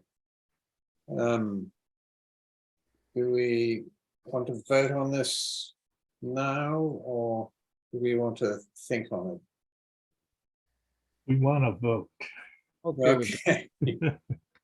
All right. So then go ahead, then make a motion to approve as drafted. Joe makes a motion. Do I see a second? Tim, second. So by roll call vote, Mark Beal. Oh, thank you. No, thank you. Okay, Tim Brain. Aye. Mike Mizzarelli. Aye. Joe Plandowski. Aye. Linda Williams. Aye. Ian Golding, aye. And I feel that it's not going to be a precedent that will be easy for others to follow. So, and I hope Just I'm an old softy you are. All right. So, all right. The slings and arrows of outrageous fortune, right? So here we have, oh gosh. Other business, Mr. Chairman. Good. We don't have approval of minutes because we don't have any. And so that brings us up to the SBPF geotube removal and the designs and do we have, thank you, Ms. Moldenhauer. Good to see you. Good to see you. Thank you, Chair Golding. But please go ahead. I'm joined tonight with Mark Haley. Mark will give a brief description of kind of where we are and what the plans that we filed so far include, and then be available to answer any questions. Thank you. Thank you. Mr. Haley, go ahead. Good evening, Mr. Chairman, and the rest of the committee. We have up to 90% design submission, and we reviewed your comments after the 60% submission, which there were not any substantial comments. We've made a few changes based on input from contractors we've been contacting and dealing with. But essentially, the plans we have, and I've decided to go to putting all of the details on the plans, because as I talk to some of these earthwork contractors, they don't really read specifications, so I wanted them all on the plans so we're all on the same page, if you will. But the key piece is what we want to do is take off the upper tier of geotubes, parallel the slope, and then we would go perpendicular to the slope and take it out in sections of somewhere not exceeding 40 feet. And some contractors want to do even less than that at a time. But the intent would be to start with some, I'll call them bench scale testing, or how much do we have to cut to get the sand out of the geotube and put it back in place to always protect the toe of the slope. But at the end of the day, what we want to do is come up with the slope will be similar to what it is today, but it will be a continuous slope from beach up to the top of bank with no geotubes installed. And it's not dissimilar to what I provided you all in letters earlier on of how this would be undertaken, but we have gotten information from various contractors. We still have the plans were sent out to them to start to also get pricing at the 60 to 90% design, and we're talking to them. We have calls next week with a couple of them that have questions, and we are proceeding to get a full set of documents and a full set of costing that the SBPF can then make a decision of how to proceed with the project. Thank you, Mr. Haley. Back to you, Ian, Mr. Chairman, Ian. I've answered the Ian for many decades. So thank you, Mark. Any questions from commissioners, or Vince, do you have anything to add before? Thank you, Ian. So you might remember that I think it was back in early June, the 6th or 7th of June, the SBPF put in a letter that the Conservation Commission accepted with a timeline. They have met that timeline. They have been extremely respectful of getting documents sent in on time. It has progressed extremely well, and I'd like to just commend SBPF for their, and Mark Haley through Haley and Aldrich for their wonderful efforts on this. Thank you, Vince. Thank you, Vince. Do any commission members have any questions for Mr. Haley? And so, Ms. Moldenhauer, thank you for appearing before us, and thank you for adhering to the timeline.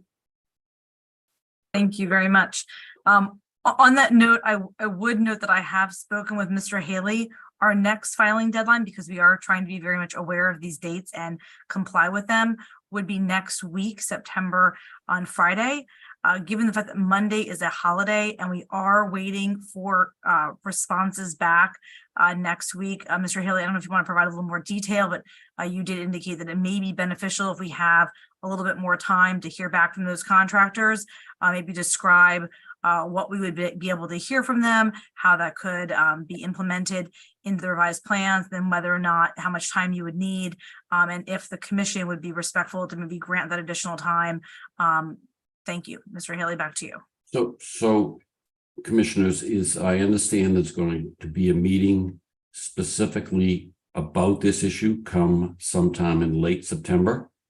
And if that's the case, I would request that we delay the 100% until for 2 weeks out instead of the 8th. It would be the 21st, thereabouts, and we would get the documents to you within that week before the commission meeting. And that commission meeting on the 21st does not work for myself nor Meredith.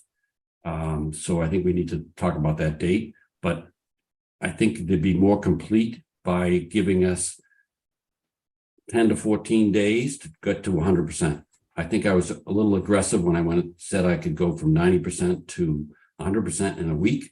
And the problem is it's summertime, and getting contractors to concentrate on this, as you probably all are well aware, is very difficult at the end of the summer.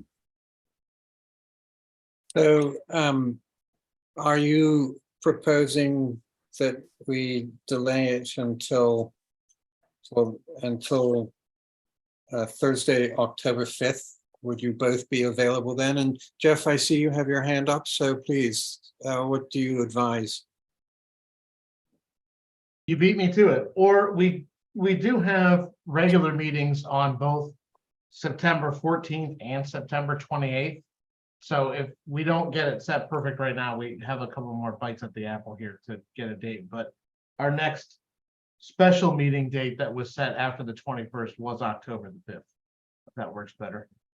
Or we could simply say, happy for you. We can get a response on that date of the 5th at our next meeting on the 14th. And this time was there. I'm away on the 5th, Mr. Chairman, of October. I haven't been away since last October. So I'm going away this October. Because I haven't been off the island in a year. So I'm not here that first week of October, mercifully.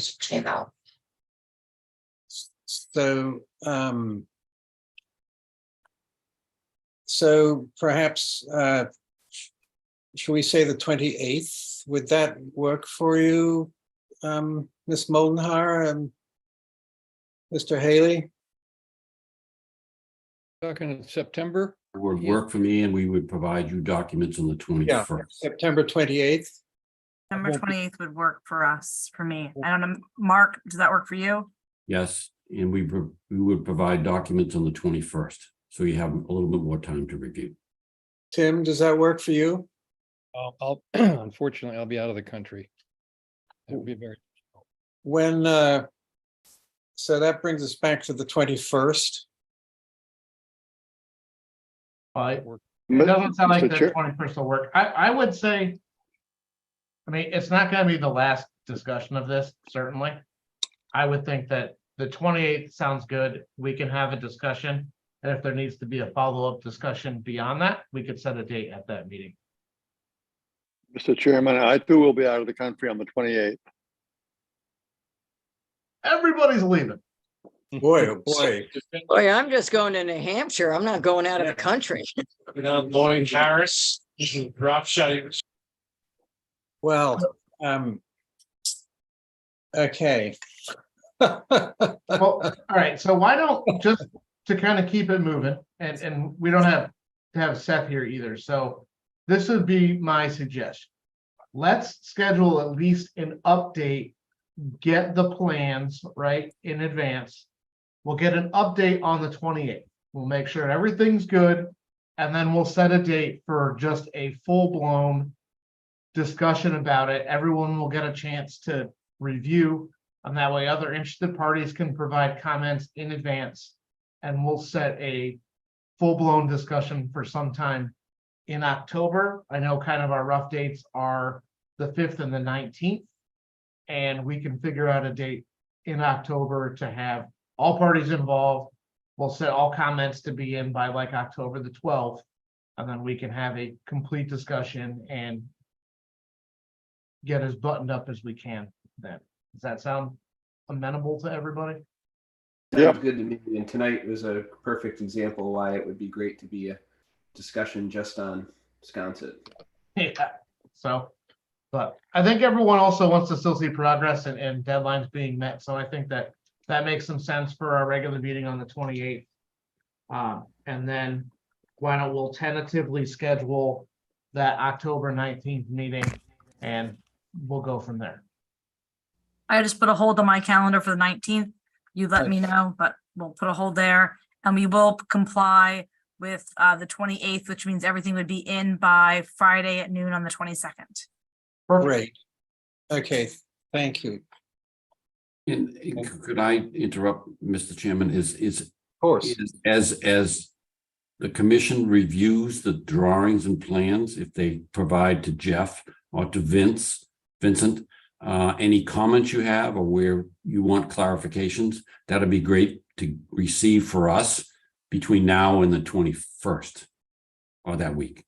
Does that work for you guys, for all of you? Perfect. So if anyone has any thoughts or comments, please send them to me. I'll compile all of them and I'll get them to Meredith, Mark, and Vince. And even if they're just questions, that's okay, Jeff. Yep. I just want input from you all as a commission of there's something we might be missing. All right. Perfect. Thank you. Well, thank you, Ms. Moldenhauer. Thank you, Mr. Haley, and thank you, Vince. And yes, Ms. Moldenhauer. Respectfully, if we were concluding this issue, I just want to note, I have been listening to the last couple of commission meetings, and we have sent someone down to check the toe of the tube, and the toe as of early last week was covered. So I did get a report of that. I don't know if Mr. Carlson had gone down, but I did hear at the last meeting that that was a question. We wanted to report back to you that was in fact still covered. Excellent. Well, thank you very much. So, great. Thank you for your time this evening. Oh, not at all. Thank you. Thank you all. That brings us forward to monitoring reports. None for this week. I actually don't have anything for the next one either. Okay. So that brings us on to reports for Tim. Do you have anything on crack? Really only that there's going to be more discussion of CRDs this coming Tuesday at 10. That'll probably be the last discussion of crack before making a recommendation. Okay, thanks. CPC, Mark? No meeting. Okay. NP and EDC he's not here. Not here. Harbor Plan, Linda? We had a, just to back up what Mark on the CPC, our deadline for applications is this coming Friday for anybody who's listening. Harbor Plan, we had two meetings last week. Jeff was at the first one and the second one. I wasn't at the first one. The first one was at the Great Harbor Yacht Club. I guess there was about 20 people that came, some interesting stuff. And then we were all at the Harbor Plan meeting out at the Nantucket Admiralty the same day. And we had maybe 25 or 30 people there. It was a very interesting mix of people. We had some charter fishermen. We had some residents of the creeks. It was very interesting. We picked up a couple of new ideas there. So we're proceeding, and we finally got the state to approve our plan to go forward. So now we can really go forward legitimately. So they approved the map. And somebody did ask that we expand the map in Nantucket to include more of the ditch, I believe. But so we have to revisit that. But the state has okayed us going forward. So we're in great shape now. Great. Well, thank you. That's good news. And Joe, I guess there's no reason for me to ask you about offshore wind.